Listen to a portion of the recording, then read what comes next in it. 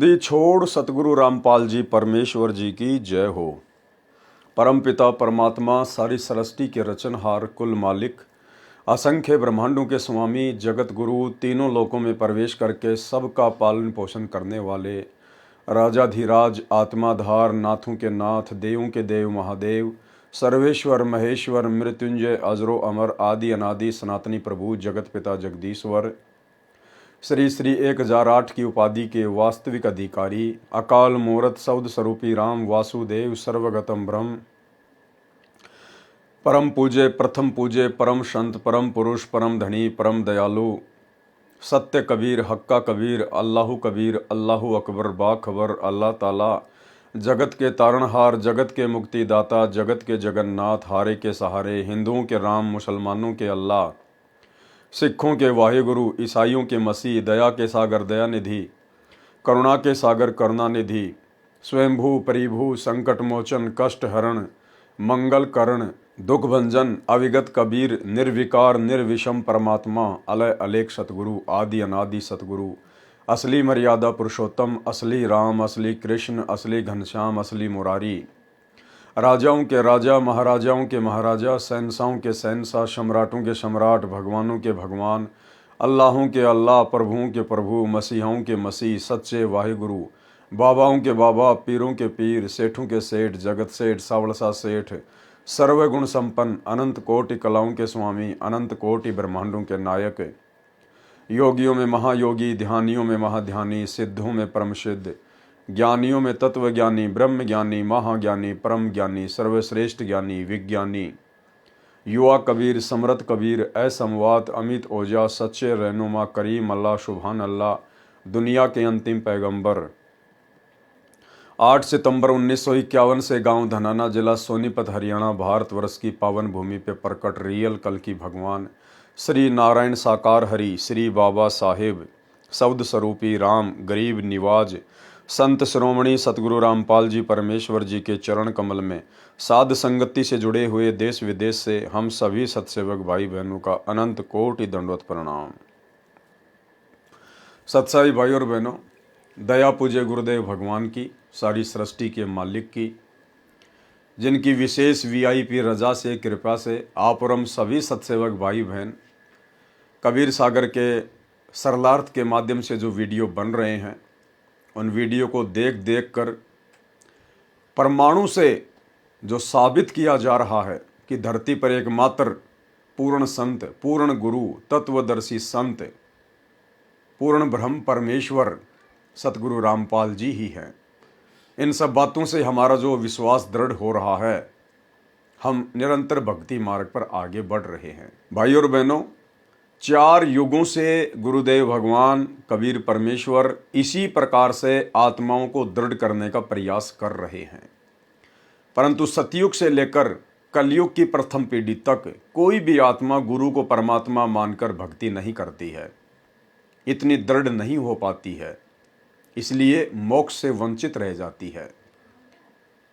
इसलिए अंत में इस कलयुग की बिचली पीढ़ी में मोक्ष के प्राइम टाइम में गुरुदेव भगवान ने हमारी उस कमजोरी को हमसे दूर करना था, इसलिए परमेश्वर ने साध संगतियां शुरू करवाई है कि साध संगति से ही आपसी ज्ञान चर्चा से ही ये पुण्यात्माएं गुरु को परमात्मा के रूप में पहचान कर भक्ति मार्ग पर सफलता प्राप्त कर पाएंगे।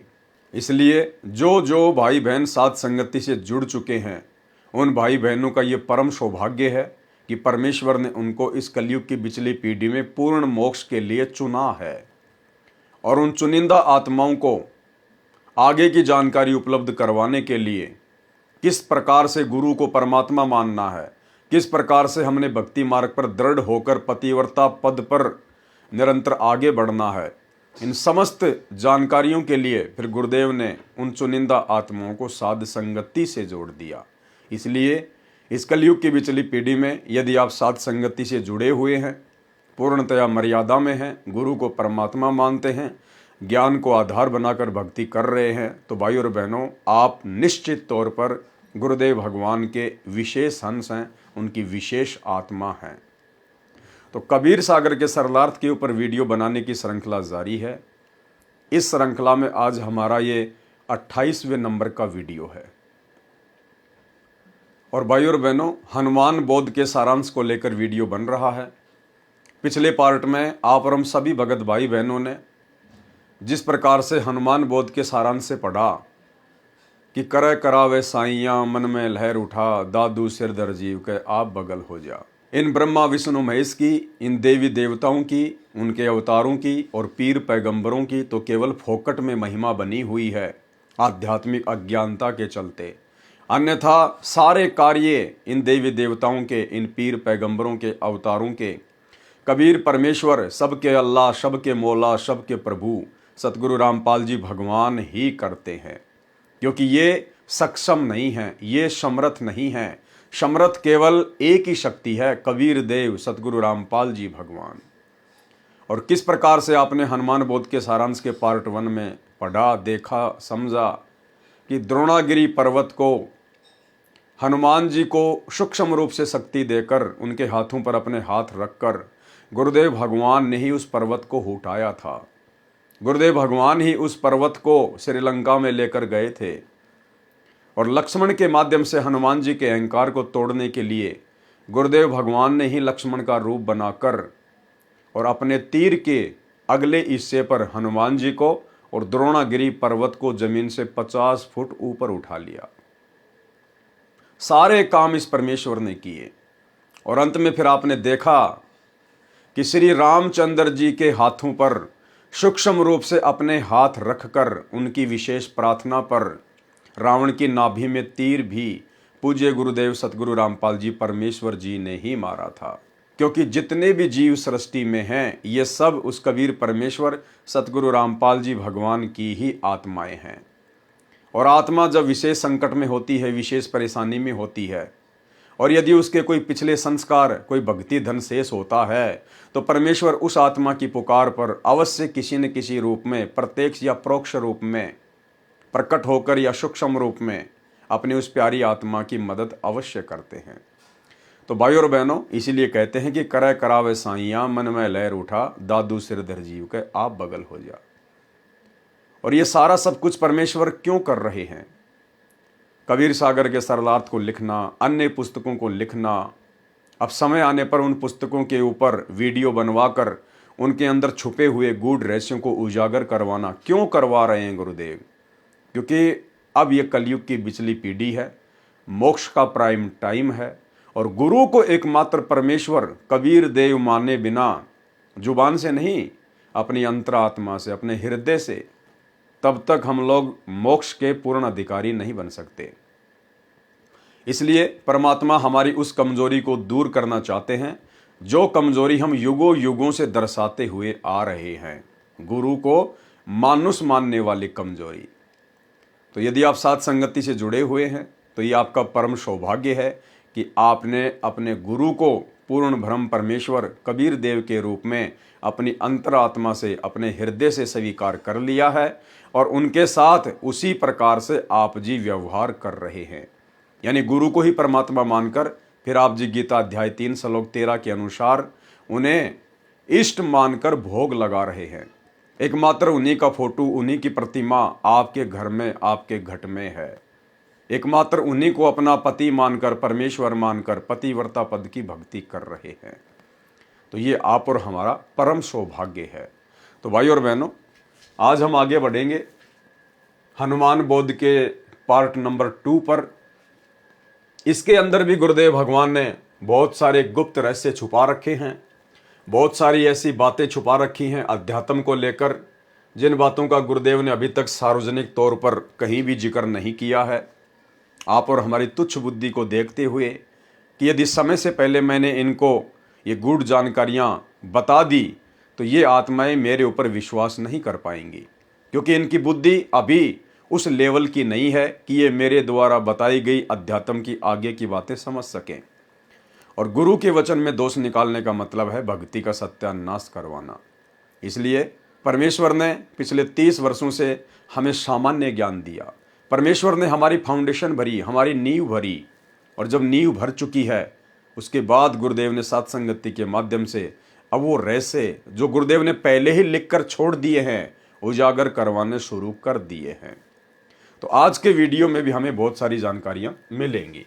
तो हमने हनुमान बोध के सारांश में यहाँ तक पढ़ लिया था कि श्री रामचंद्र जी ने त्रेता युग में जब उनसे रावण नहीं मारा जा रहा था, उसके बाद उन्होंने अपने अंतरात्मा से अपनी आत्मा के पति अपने परमपिता परमेश्वर को याद किया। यानी श्री राम ने उस असली श्री राम को याद किया। त्रेता युग में पैदा राम ने उस आदि राम को याद किया, जिस आदि राम की पूजा भक्ति, उसके नाम का सुमरण सतयुग में भी होता था, जो सब का राम है। राम राम सब जगत बखाने, आदि राम कोई बिरला ही जाने। रामचंद्र जी ने परमेश्वर को याद किया कि इस राक्षस को मारो, मेरी सहायता करो। हे महादेव, हे देवों के देव, हे महाप्रभु, मेरी सहायता करो। आपकी बेटी सीता महाकष्ट में है, आपके बच्चे 33 करोड़ देवता भी इसी राक्षस ने जेल में डाल रखे हैं। परमेश्वर कबीर जी ने उसी समय गुप्त रूप में रामचंद्र के हाथों पर अपने सूक्ष्म हाथ रखे और तीर रावण की नाभि में मारा, तब रावण मरा। परमेश्वर कबीर जी की प्राप्ति के पश्चात संत गरीबदास जी, गांव छुड़ानी, जिला झज्जर, हरियाणा प्रांत वाले ने परमेश्वर कबीर जी की महिमा बताई है। कबीर जी ने बताया है कि कबीर कहे मेरे हंस को दुख ना दीजिए कोई, संत दुखाए मैं दुखी, मेरा आपा भी दुखी होए।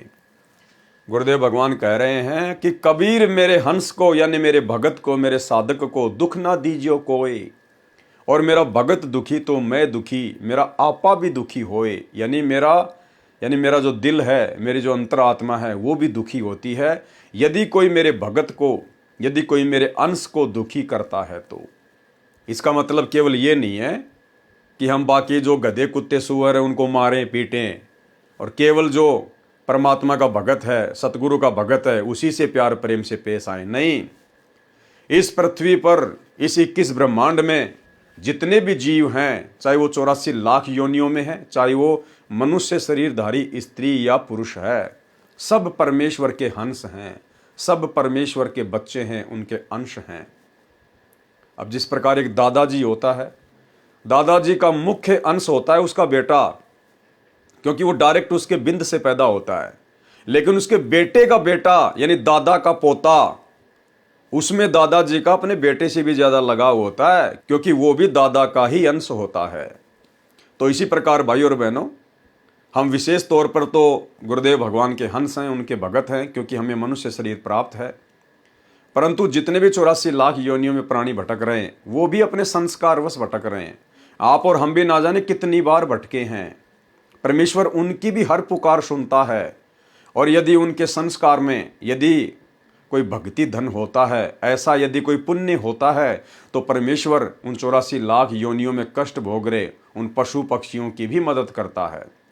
जिस प्रकार महाभारत के युद्ध में एक टटेरी पक्षी ने अपने अंडों की रक्षा के लिए अपनी अंतरात्मा से गुरुदेव भगवान से प्रार्थना की, तो परमेश्वर जी ने उसके पिछले भक्ति संस्कार के आधार से, उसके पुण्यों के आधार से परमेश्वर ने इंद्र के हाथी का घंटा तोड़ के, जिसका वजन 88,000 मण था, महाभारत के युद्ध में उन अंडों के ऊपर डाल दिया, और किसी का ध्यान भी नहीं गया।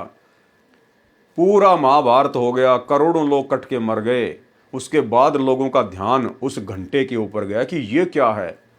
लोगों ने काफी मशक्कत के बाद जब उसको उठा के देखा, तो नीचे वो टटीरी पक्षी और उसके अंडे बिल्कुल सुरक्षित थे। यानी जिस महाभारत में अग्नि बाण चले, लाखों करोड़ों लोग मर गए, बड़े बड़े योद्धा मर गए, सूरवीर मर गए, लेकिन परमेश्वर ने उस टटेरी पक्षी के अंडों पर आंच भी नहीं आने दी।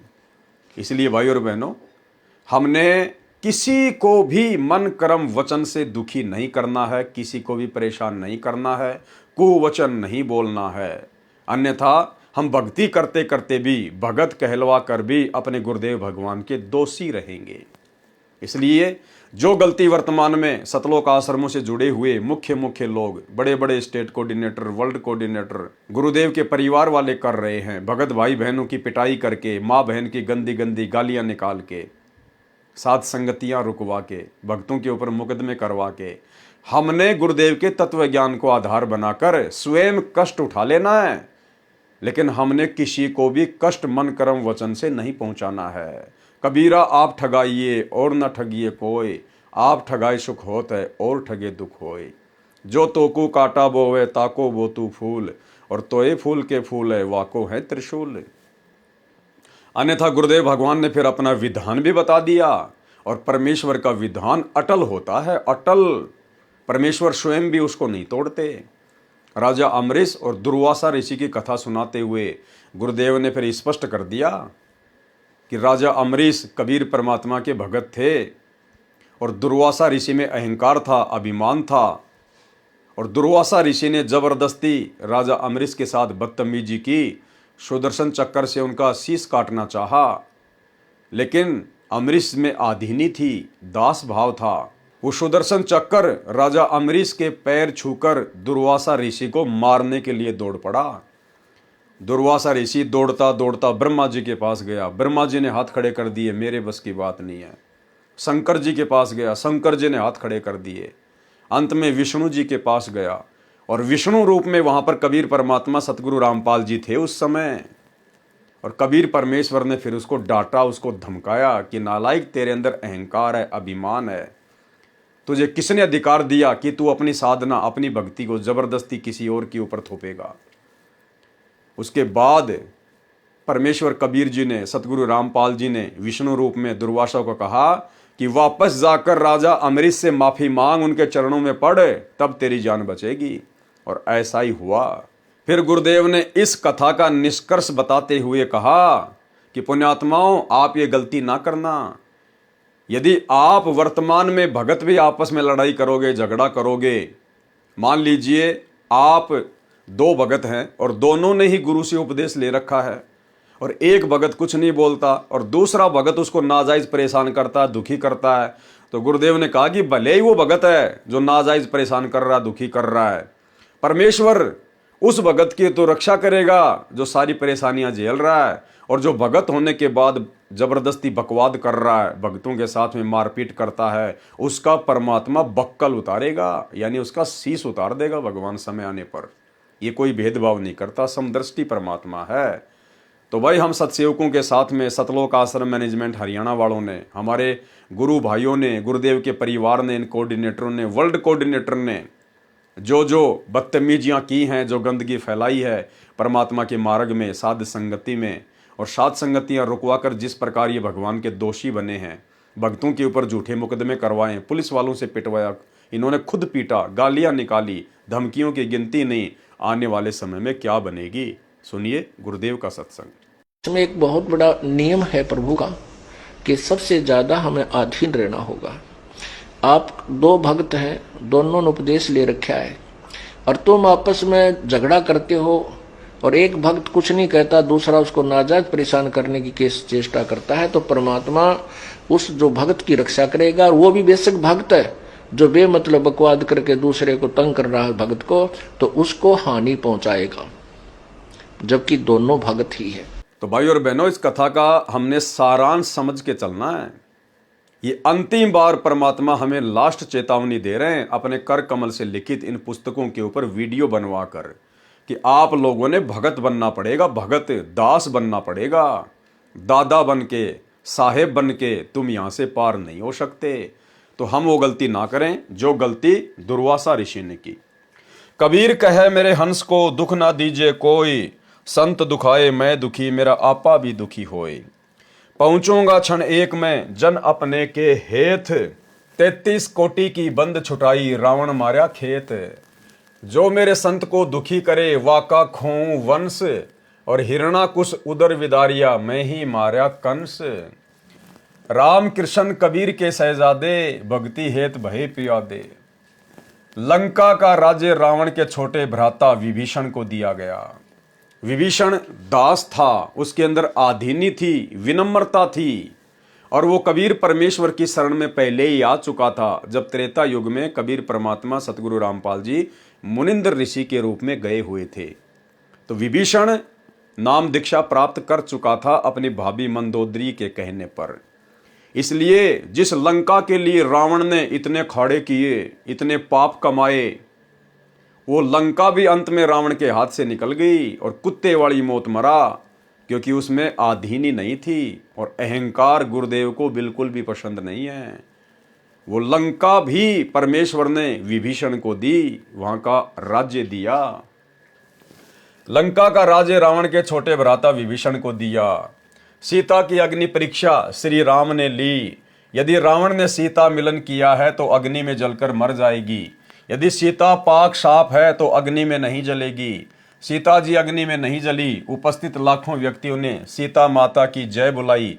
सीता सती की पदवी पाई। रावण का वध आसोज मास की शुक्ल पक्ष की 10वीं को हुआ था। 2 शिक्षाएं भाई और बहनों।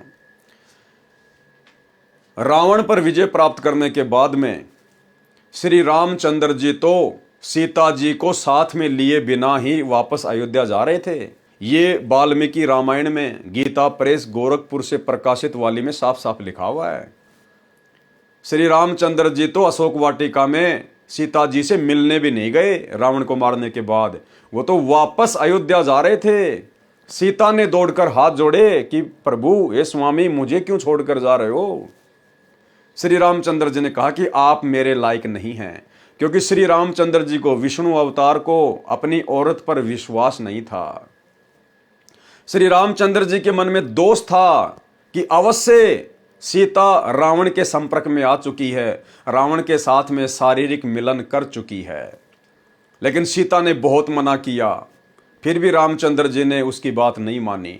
अंत में जितने भी बड़े बड़े महापुरुष थे, हनुमान जैसे, जामवंत जैसे, सुग्रीव जैसे, अंगद जैसे, उन सब ने श्री रामचंद्र जी से प्रार्थना की कि महाराज ऐसा ना कीजिएगा।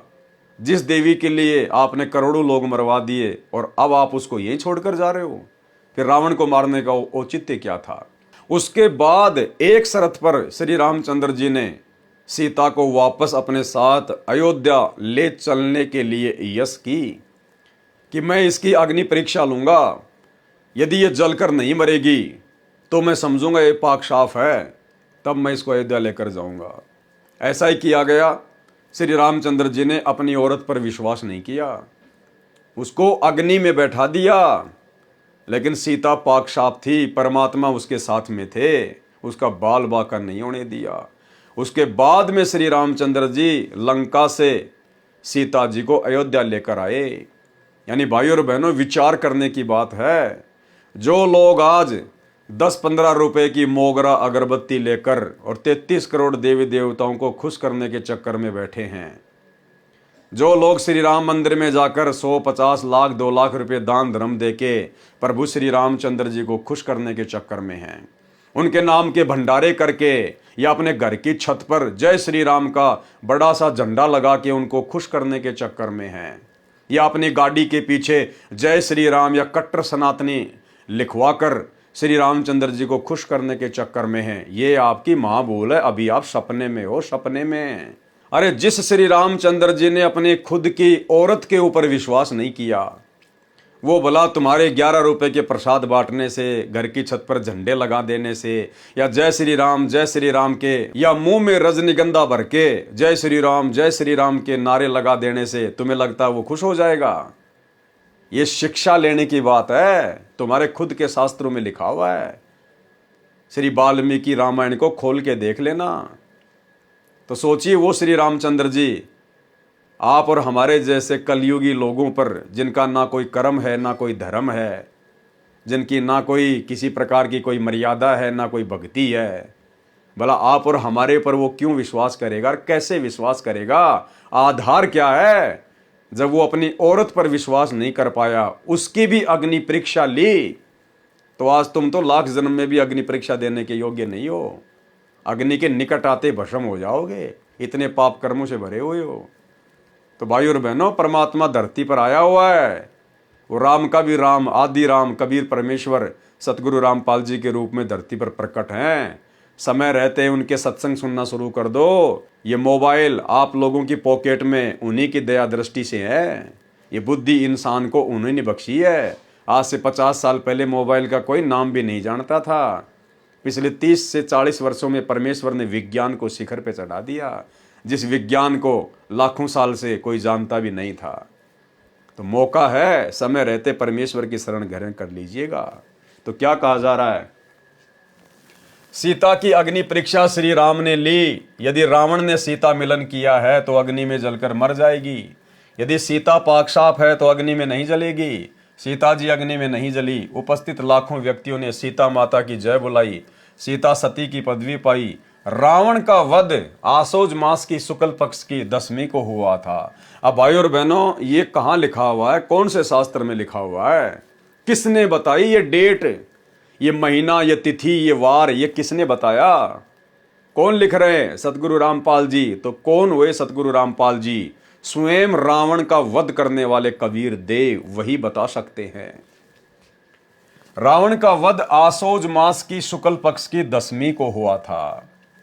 रावण वध के 20 दिन बाद 14 वर्ष की वनवास अवधि पूरी करके श्री राम, लक्ष्मण और सीता पुष्पक विमान में बैठकर अयोध्या नगरी में आए।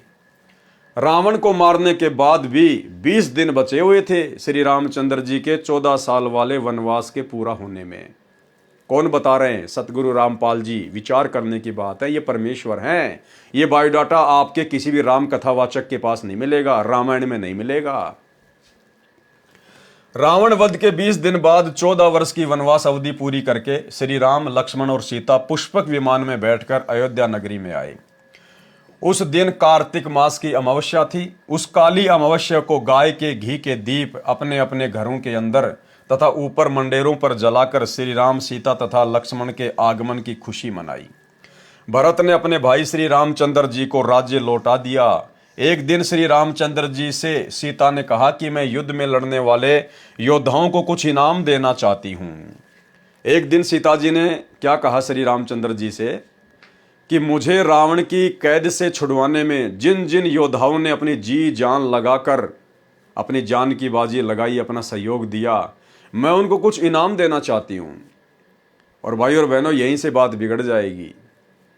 देखना, उस हनुमान जी ने, जिन्होंने अपना सर्वस्व सीता जी को छुड़ाने के लिए श्री रामचंद्र जी के चरणों में सौंप दिया, जिन्होंने अपनी जान की बाजी लगा दी, बढ़ चढ़कर उन्होंने सारे काम किए, उस हनुमान जी की सीता जी ने भरी सभा में किस प्रकार से बेइज्जती की। क्योंकि भाई और बहनों, ये राम सीता, ये राधे राधे श्री कृष्ण, 33 करोड़ देवी देवता, ब्रह्मा विष्णु महेश, ये केवल जीव हैं, ये भगवान नहीं हैं जो भगत की श्रद्धा का सम्मान कर सकें, जो भगत के भाव की कदर कर सकें।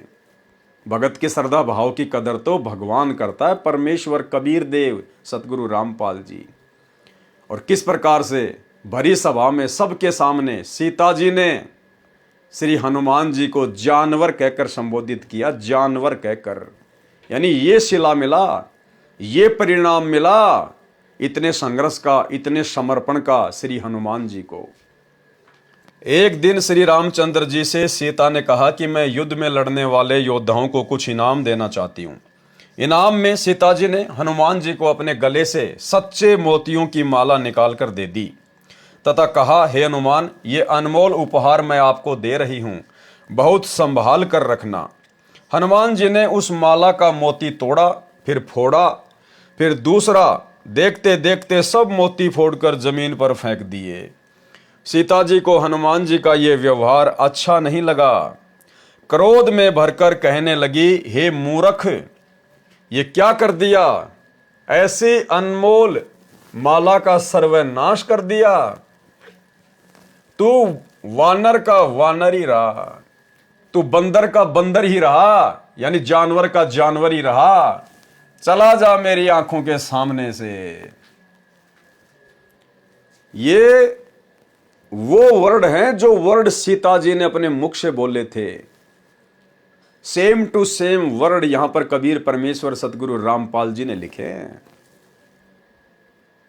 तो कितना बड़ा सिला मिल गया हनुमान जी को, कितना बड़ा परिणाम मिल गया हनुमान जी को। अरे श्री राम और सीता का हनुमान जी से बड़ा तो इस कलयुग में कोई भगत नहीं है ना। जितने भी भाई बहन हैं उनकी नजरों में हनुमान जी से बड़ा तो श्री राम और सीता जी का कोई भगत है ही नहीं। जब इतने बड़े भगत को उसके त्याग, उसके समर्पण का ये परिणाम मिला, बेइज्जती, जानवर का जानवर रहा, गाली। तो ये वर्तमान के भगत, श्री रामचंद्र जी के भगत, माता सीता जी के भगत, अपने आप को कट्टर सनातनी, कट्टर हिंदू कहने वाले, गाड़ियों के ऊपर जय श्री राम लिखवाने वाले, घर की छतों पर जय श्री राम के झंडे लगाने वाले, भाई और बहनों, तुम तो हो ही क्या उस हनुमान जी के आगे, उसके बाल के बराबर भी नहीं हो, बाल के बराबर भी। तो तुम क्या उम्मीद लेकर भक्ति कर रहे हो? तुम्हें क्या मिलेगा जब हनुमान जी को ये मिला? क्या कहा सीता जी ने? क्रोध में भरकर कहने लगी कि हे मूर्ख, ये क्या कर दिया? ऐसी अनमोल माला का सर्वनाश कर दिया। तू वानर का वानर ही रहा, चला जा मेरी आंखों के सामने से। उस समय श्री रामचंद्र जी भी सीता जी के साथ ही सिंहासन पर विराजमान थे। उन्होंने भी हनुमान के इस व्यवहार को अच्छा नहीं माना और चुप रहे। श्री रामचंद्र जी ने मुंह से तो कुछ नहीं बोला, लेकिन जब सीता ये बात कह रही थी तो उनको बड़ा अच्छा लग रहा था कि हां सीते, तूने बिल्कुल सही कहा, ये वानर का वानर ही है। इतनी महंगी माला को तोड़ दिया इसने। भाई और बहनों, श्री हनुमान जी की भक्ति की, उसके त्याग की, उसके समर्पण की श्री रामचंद्र और सीता ने कोई मान मर्यादा नहीं रखी, कोई मान मर्यादा। लेकिन हनुमान अपने आप में भगत था, वो सच्चा सेवक था। और आगे चलकर कबीर परमेश्वर मुनिंद्र ऋषि के रूप में हनुमान जी को मिले, और उसके अंदर जो भगत वाले गुण थे, परमेश्वर ने उन भगत वाले गुणों के आधार से उसे अपनी शरण में लिया। असल परिणाम मुनिंद्र ऋषि जी ने दिया। हनुमान जी की वीरता, उसके दास भाव, उसके त्याग, उसके समर्पण की जो वैल्यू थी, वो कबीर परमेश्वर सतगुरु रामपाल जी ने समझी, और परमेश्वर ने उसको वो अनमोल वस्तु बख्श दी जो अनमोल वस्तु श्री रामचंद्र जी के पास भी नहीं थी। उन्हें 3 लोक की सर्वश्रेष्ठ संपत्ति, उनको अपना नाम दिया, अपना उपदेश दिया, अपना भगत बनाया। गुरु समान दाता नहीं, याचक शिष्य समान, 3 लोक की संपदा, सो गुरु दीनी दान। यानी तीनों लोकों में सबसे महंगी यदि कोई संपत्ति है तो केवल गुरुदेव भगवान का नाम है। वो सबसे अनमोल संपत्ति हनुमान जी को बख्शी। और दूसरी बात भाई और बहनों, ये कथा हमें ये भी शिक्षा देती है कि एक भगत में वास्तव में ऐसे ही लक्षण होने चाहिए, ऐसे ही गुण होने चाहिए। अपने इष्ट देव के अतिरिक्त उसको किसी भी वस्तु में कोई मोह नहीं होना चाहिए। भगत के अंदर मान बढ़ाई और अहंकार नहीं होना चाहिए। दिखावे की भावना नहीं होनी चाहिए। नकली संपत्ति में, सोना चांदी में उसकी जरा भी आस्था नहीं होनी चाहिए। मोतियों की महंगी माला, मोती कहां से आते थे पता है? समुद्र में गहराई में जाकर गोताखोर बड़ी मेहनत करके, जान की बाजी लगाकर, और जो मोती समुद्र के पैंदे में होते थे, उन मोतियों को चुन चुन के लाते थे। फिर उनकी माला बनाई जाती थी। उस माला को राजा महाराजा, रानी महारानियां पहना करती थी, जो सबसे कीमती होती थी। हनुमान जी ने उस माला को फोड़ना शुरू कर दिया, तोड़ना शुरू कर दिया कि मेरे किस काम की ये, यदि इसमें मेरे प्रभु श्री रामचंद्र जी का नाम नहीं है तो। यानी हनुमान जी की नजरों में वो मोतियों की माला, जो मोतियों की माला सीता जी के लिए इतना महत्व रखती थी, जो मोतियों की माला श्री रामचंद्र जी के लिए इतना महत्व रखती थी, जिस मोतियों की माला को वे अपने गले में डालकर रखा करते थे, हनुमान जी ने उनको फोड़ फोड़ के फेंक दिया। ये लक्षण एक भगत में होने चाहिए जब ज्ञान समझ में आ जाए, गुरु भगवान समझ में आ जाए। और आप और हम साथ संगत वाले भाई बहनों पर यह दया हुई है। आज साथ संगति से जुड़े हुए भगत भाई बहनों ने ज्ञान को आधार बनाकर वो सोना चांदी, आर्टिफिशियल ज्वेलरी हमने पहनना तो दूर की बात है, अपने घर से भी फेंक दिया उनको। फेंकने का मतलब है हमने सुनार को बेच दिया वो सोना, क्योंकि सोने में काल का प्रवेश है। नकली ज्वेलरी पहनना, सोने चांदी की ज्वेलरी पहनना, ये मान बढ़ाई में आता है, दिखावे में आता है। काल का दाव लगता है, सूक्ष्म चाल है ये काल की। परमेश्वर ने सात संगतियों से जोड़कर उस सोने को घर से बाहर निकलवा दिया। कुछ एक भाई बहन तो ऐसे हैं, उन्होंने दास को फोन किया कि भगत जी मैंने तो मेरे जो सोने चांदी की जो ज्वेलरी थी थोड़ी बहुत, मैंने तो उसको जो है नदी में डाल दिया। तो दास ने कहा कि बहन नदी में नहीं डालना था, आपने किसी सुनार को बेच देना था, और जो पैसा आ जाए वो अपना दान धर्म में लगाओ, सेवा में लगाओ, अपने बच्चों की फीस भरो, अपने घर का राशन लेके आओ, अपने घर के काम में लो। बोला भगत जी मैंने तो फेंक ही दिया, जब भगवान ने कह दिया कि इसमें काल का परिवेश है तो सुनार को भी क्या बेचना। लेकिन ये अन्य भगत भाई बहनों ने ऐसा नहीं करना है, आपने उसको बेचना है और बेचकर पैसे को अपने घर में काम में लेना है। तो भाई और बहनों, ये दया भी जो गुण हनुमान जी के अंदर थे एक भगत के, हनुमान जी अपने इष्ट से ज्यादा उस नकली सोने चांदी मोतियों की मालाओं को महत्व नहीं देते थे। और आज सात संगति से जुड़े भाई बहन हनुमान बन चुके हैं। हनुमान से भी कई गुना ऊपर। तो भाई और बहनों, आप और हमारे ऊपर ये बहुत बड़ी मेहर, बहुत बड़ी दया गुरुदेव की। उस समय श्री रामचंद्र जी भी सीता जी के साथ ही सिंहासन पर विराजमान थे। उन्होंने भी हनुमान के इस व्यवहार को अच्छा नहीं माना और चुप रहे।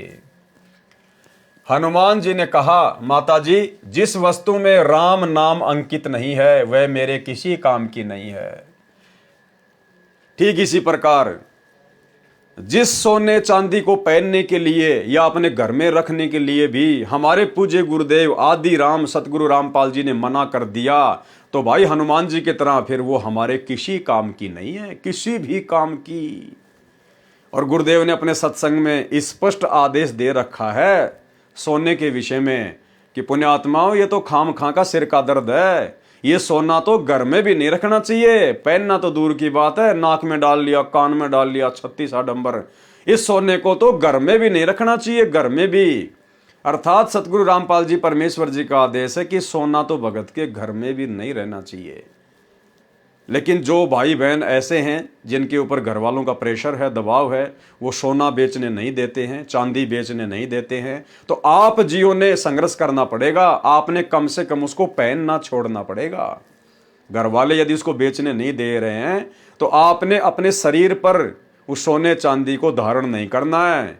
भले 2 थप्पड़ खाने पड़े, गालियां खानी पड़े, बेइज्जती सहन करनी पड़े, इतना तो आपने करना पड़ेगा यदि अपने घर से बाहर नहीं कर सकते हैं तो। सुनिए गुरुदेव का सत्संग। भक्ति बिना क्या होते हैं ये भरम रहा संसारे, रति कंचन पाया नहीं रावण चलती बार। ओह, सर्व सोने की लंका थी, किसा को बद्दी था, करके भक्ति सिद्धि प्राप्त रिद्धि प्राप्त करके और सोने की लंका, जैसे हम गारा की ईंट पका कर और मकान बनाते हैं, वो सोने की ईंट बना के, छोटी छोटी ईंटें होती थी पहले, और उनसे सोने ही की वो गारा बना के और महल बनवा रखे थे उसने। इतना धनी था। और आप दौरे मुश्किल से 50-20 ग्राम 20 तोले सोना होगा थर, बुढ़ा बुढ़ा सेठ होगा जिस पर 20-30-40 तोले सोना हो गया। कहते वो रति नहीं लेके गए, ग्राम भी नहीं ले जा सका, तुम कहां ले जा सकोगे और के कला तोड़ दोगे 40 तोले सोने में। ये तो खाम खागा सर दर्द है। सोना तो घर में बना रखना चाहिए आपने, और ना इसको पहनना चाहिए। क्या फायदा कान में डाल लिया, कान नाक में डाल लिया, 36 पंगे कड़े बना लिए। परमात्मा ने इतना सुंदर शरीर दे रखे, इस पर आडंबर करने की कतई जरूरत नहीं। इसे भगवान रुष्ट होता है। भगवान की भक्ति करें, चाहे किसा भी शरीर है, काला है, गोरा है, जैसा भी मालिक ने दिया है, इसमें हम परमात्मा पा सकते हैं। इस काया का गर्व ना करियो के काला के गोरा रे, और बिना भजन कुछ काम नहीं आवे, चाहे एतर छड़को चारों हो रे। तो पुण्यात्माओं धीरे धीरे, क्योंकि हम इतने इस सामाजिक माहौल में हम इतने गहरे चले गए कि वहां से वापस आना अपनी पटरी पे हमारे लिए कठिन हो रहा है। हम दलदल में धस गए। लेकिन परमात्मा का सहारा आपको एक क्रेन का काम करेगा। तो भाई और बहनों, अब हमने अपने गुरुदेव की प्रत्येक आज्ञा का पालन करना पड़ेगा। नियम मर्यादा चाहे उन्होंने हमें नाम दीक्षा के समय फार्म पर लिख कर दी हो, या चाहे अपने सत्संगों में गुरुदेव भगवान ने हमें समझाई हो। और गुरुदेव ने तो यहां तक स्पष्ट कर दिया कि पुण्यात्माओं, जैसे जैसे तुम भक्ति मार्ग पर आगे बढ़ोगे, तुम्हें ये हर बातें समझ में आने लग जाएंगी। मर्यादा केवल इतनी नहीं है जो तुम्हारी को प्रथम नाम के समय 11 नियम दे दिए, सतनाम के समय 34 नियम दे दिए। गुरुदेव कहते हैं जैसे जैसे तुम लोग सत्संग सुनते चले जाओगे, तुम्हें जानकारी होती चली जाएगी।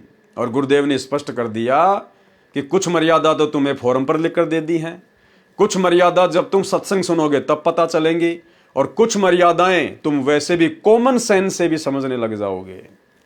तो भाई और बहनों, कॉमन सेंस से समझना और गुरुदेव के सत्संगों में जो सांकेतिक रूप में उनको समझना, ये केवल सत्सेवकों के ऊपर दया हुई है, सत्सेवकों के ऊपर। सुनिए गुरुदेव का सत्संग। तो हमने फाउल नहीं होना। फाउल पॉइंट अब धीरे धीरे आपके समझ में आ जाएंगे, कुछ कथाओं के माध्यम से और कुछ इस फार्म के ऊपर जो लिखे होते हैं, इसमें भी हमने कुछ लिखे हैं। कुछ आप वैसे कॉमन सेंस से भी समझ जाओगे कि ऐसे ऐसे होता है। तो भाई और बहनों, अब हमने इस कलयुग की बिचली पीढ़ी में अपने गुरुदेव भगवान को प्राप्त करना है, यानी उनके साथ हमने सतलोक चलना है, और हमने उनकी हर प्रकार की मर्यादाओं को फॉलो करना है, ना केवल फोरम पर लिख दी गई उन्हीं मर्यादाओं को, सत्संगों में जो संकेत कर दिए परमात्मा ने। और यदि हमारी समझ में बात आ गई, उसी दिन से हमने उसको पत्थर की लकीर समझकर चलना है। और इन सतलोक आश्रमों में तो जो मोटी मोटी मर्यादा गुरुदेव भगवान ने जो प्रथम मंत्र में दे रखी है, इनसे तो वो भी नहीं निभाई जा रही। 90% माता बहनें आज भी इन आश्रमों में आने वाली हार श्रृंगार करके आती हैं, सोने चांदी के आभूषण पहन के आती हैं। रमेणी के समय, शादी के समय हमारी गुरु बहनें सोने चांदी से पीली हो रखी है, मेकअप करती हैं। भाई और बहनों, हम क्या संदेशा दे रहे हैं? हम क्या संदेशा दे रहे हैं समाज को? और फिर कहते हैं दहेज मुक्त शादियां। अरे अपने बाप से दहेज लेके वो 3, 4, 5 लाख रुपए का सोना पहन के तो रमेणी कर रही है, शादी कर रही है, फिर कह रही है कि मेरी रमेणी दहेज मुक्त है। अरे आप तो अपने बाप से दहेज ले चुकी हैं, सोने के रूप में, चांदी के रूप में। तो भाई और बहनों, ये दया भी गुरुदेव की आप और हम साथ संगति से जुड़े हुए भगत भाई बहनों के ऊपर ही हुई है। हनुमान जी ने कहा, माता जी, जिस वस्तु में राम नाम अंकित नहीं है वह मेरे किसी काम की नहीं है। मैंने मोती फोड़कर देखे, इनमें राम नाम नहीं निकला, इसलिए मेरे काम की नहीं है। सीता जी ने कहा, क्या तेरे शरीर में राम नाम लिखा है? फिर इस शरीर को किस लिए साथ लिए है? इसको फेंक दे फाड़कर। उसी समय हनुमान जी ने अपना सीना चाक कर दिया, यानी चीर कर दिखाया। उसमें राम राम लिखा था। उसमें श्री रामचंद्र जी का फोटो नहीं था। ये फोटो तो फालतू में वर्तमान के अज्ञानी साधु संत महात्मा मंडलेश्वर शंकराचार्य राम कथावाचक, जिनको झूठी महिमा अपनी रोजी रोटी के लिए श्री रामचंद्र जी की बनानी है, ये लोग उन फोटोओं में श्री राम और सीता की तस्वीर दिखाते हैं। नहीं, गुरुदेव कह रहे राम राम लिखा था, और वो राम राम वो राम नहीं था जो वहीं पर बैठा हुआ था, सीता का पति ना। वो दशरथ पुत्र श्री रामचंद्र जी तो श्री हनुमान जी से नाराज था। जब सीता के द्वारा दी गई मोतियों की माला हनुमान जी ने फोड़ी, तो अंदर ही अंदर श्री रामचंद्र जी खुश हो रहे थे कि सीता तूने बहुत अच्छा किया, हनुमान जी ने जो किया ये गलत किया। तो भला उस राम का नाम कैसे हनुमान जी के सीने में आ जाएगा? भाई और बहनों, वो आदि राम, सबका राम, राम का भी राम, राम राम सब जगत बखाने, आदि राम कोई बिरला जाना है। वो उस कबीर परमेश्वर सतगुरु रामपाल जी का शक्ति बोधक नाम है, उनका उपमात्मक नाम है राम। इसलिए वहां पर राम लिखा हुआ आया था, ना कि दशरथ पुत्र का नाम। इसको फेंक दे फाड़ कर। उसी समय हनुमान जी ने अपना सीना चाक कर दिखाया, उसमें राम राम लिखा था। हनुमान जी उसी समय अयोध्या त्याग कर वहां से कहीं दूर चले गए, और हनुमान जी उसी समय अयोध्या को छोड़कर श्री राम और सीता की इस हरकत से दुखी होकर कि चलो सीता ने तो कह दिया सो कह दिया, लेकिन जिस श्री रामचंद्र जी के लिए मैंने अपना तन मन धन अपने प्राण न्यौछावर कर दिए, वो श्री रामचंद्र भी चुपचाप मूक दर्शक बन के देख रहा है, अपनी औरत का ही समर्थन कर रहा है। उसी समय हनुमान जी श्री रामचंद्र जी से दुखी होकर उनके व्यवहार से दुखी होकर और उसी समय मायूस होकर अयोध्या त्याग कर चले गए थे। यह है असली कहानी, असली राम कहानी। दुनिया चले ना श्री राम के बिना, राम जी चले ना हनुमान के बिना। हनुमान जी राम का तो अलग अलग बंटवारा हो गया था उसी समय। हनुमान जी उसी समय अयोध्या त्याग कर वहां से कहीं दूर चले गए। श्री रामचंद्र जी अपनी अयोध्या नगरी की जनता के दुख दर्द जानने के लिए गुप्त रूप से रात्रि के समय वेश बदलकर घूमा करते थे। कुछ वर्ष उपरांत जब राजा रामचंद्र जी रात्रि में अयोध्या की गलियों में विचरण कर रहे थे, एक घर से ऊंची ऊंची आवाज आ रही थी। राजा रामचंद्र जी ने निकट जाकर वार्ता सुनी। एक धोबी की पत्नी झगड़ा करके घर से चली गई थी। वह 2-3 दिन अपने बहन के घर रही, फिर लौट आई। धोबी उसकी पिटाई कर रहा था, कह रहा था कि निकल जा मेरे घर से, तू 2 रात बाहर रहकर आई है, मैं तेरे को घर में नहीं रखूंगा, तू कलंकित है। वह कह रही थी, मुझे सौगंध भगवान की, सौगंध है राजा राम की, मैं पाक साफ हूं, आपने मारा तो मैं गुस्से से अपनी बहन के घर गई थी, मैं निर्दोष हूं। तो धोबी ने क्या कहा? धोबी ने कहा कि मैं दशरथ पुत्र रामचंद्र नहीं हूं जो अपनी कलंकित पत्नी को घर ले आया है, जो वर्षों रावण के साथ रही थी। अयोध्या नगरी के सब लोग लुगाई चर्चा कर रहे हैं, क्या जीना है ऐसे व्यक्ति का जिसकी पत्नी अपवित्र हो गई हो। राजा राम ने धोबी के मुख से यह बात सुनी तो कानों में मानो गरम तेल डाल दिया हो। इसको कहते हैं भाई और बहनों लोक लाज। ये लोक लाज भक्ति मार्ग में, परमात्मा की प्राप्ति में, मोक्ष प्राप्ति में सबसे बड़ी बाधा है। श्री रामचंद्र जी को उसी समय अपने मान सम्मान की, अपनी इज्जत की, अपनी कुल मर्यादा की चिंता हो गई कि तेरे विषय में तो अयोध्या की जनता ऐसी ऐसी बातें सोच रही है, तेरा तो जीना ही आराम है। वापस घर पे आ गया और दूसरे ही दिन सीता जी को, जो कि गर्भवती थी, उसको अयोध्या से जंगल में निकाल दिया, सिर्फ इस बात के कारण कि अयोध्या के लोग मेरे बारे में क्या सोच रहे हैं, मेरी तो इज्जत पे बाट लग गया। जबकि श्री रामचंद्र जी सीता जी की अग्नि परीक्षा लेकर लाए थे अयोध्या में, वो पाक साफ थी, उन्होंने अपनी आंखों देख लिया था। उसके बावजूद भी श्री रामचंद्र जी ने अपनी पत्नी की कोई इज्जत नहीं की, उन्हें अपनी पत्नी की कोई फिक्र नहीं रही। और एक धोबी की छोटी सी बात को लेकर और लोक लाज में पड़कर और अपनी पत्नी सीता को अयोध्या से जंगल में धक्के खाने के लिए निकाल दिया। तो विचार करो श्री रामचंद्र जी के पुजारियों, श्री विष्णु जी अर्थात श्री रामचंद्र जी के भक्तों, अरे तुम लगते ही क्या हो श्री रामचंद्र जी के, तुम तो उनके रिश्तेदारों के रिश्तेदार भी नहीं हो। जो अपनी पत्नी को अपनी आंखों से देखने के बाद भी कि ये पाक साफ है, अग्नि परीक्षा में मरी नहीं, जली नहीं, और अपनी धर्म पत्नी को, सीता को, और एक धोबी के कहने से और अयोध्या से बाहर निकाल दिया, उसको त्याग दिया, तो भला वो श्री राम तुम्हें क्यों अपनाएगा, कैसे अपनाएगा? तुम उसके लगते ही क्या हो? ये शिक्षा लेने की बात है, इतिहास से तुम सब जानते हो इस घटना को। इसलिए भाई और बहनों, असली श्री रामचंद्र जी के पैर पकड़ो, असली आदि राम की भक्ति करो, जो वर्तमान में धरती पर संत रामपाल जी के रूप में प्रकट हैं। और एक बार उनकी शरण में आके देखो, तुम्हें यदि हनुमान जी से भी ज्यादा प्यार ना दे तो, मान सम्मान और इज्जत ना दे तो, यदि तुम्हारे कर्मों के कांटे गिन गिन के ना निकाल दे तो, तुम्हें फूल जितनी भी चोट नहीं लगने देगा ये परमात्मा, यदि मर्यादा में रह के इनकी भक्ति पे लगे रहोगे तो। तुमने लाखों साल रामचंद्र की भक्ति की है, एक बार वास्तविक रामचंद्र की भक्ति करके देखो, सतगुरु रामपाल जी की, तुम्हें वो देगा जो लाखों साल से तुम्हारे बुजुर्गों को भी नहीं मिला। राजा राम ने धोबी के मुख से यह बात सुनी तो कानों में मानो गर्म तेल डाल दिया हो। अगले दिन रामचंद्र जी ने सभा बुलाई तथा नगरी में चल रही चर्चा के विषय में बताया और कहा कि यह चर्चा तब बंद हो सकती है जब मैं सीता को घर से निकाल दूंगा। उसी समय सीता जी को सभा में बुलाया गया तथा घर से निकलने का आदेश दे दिया गया।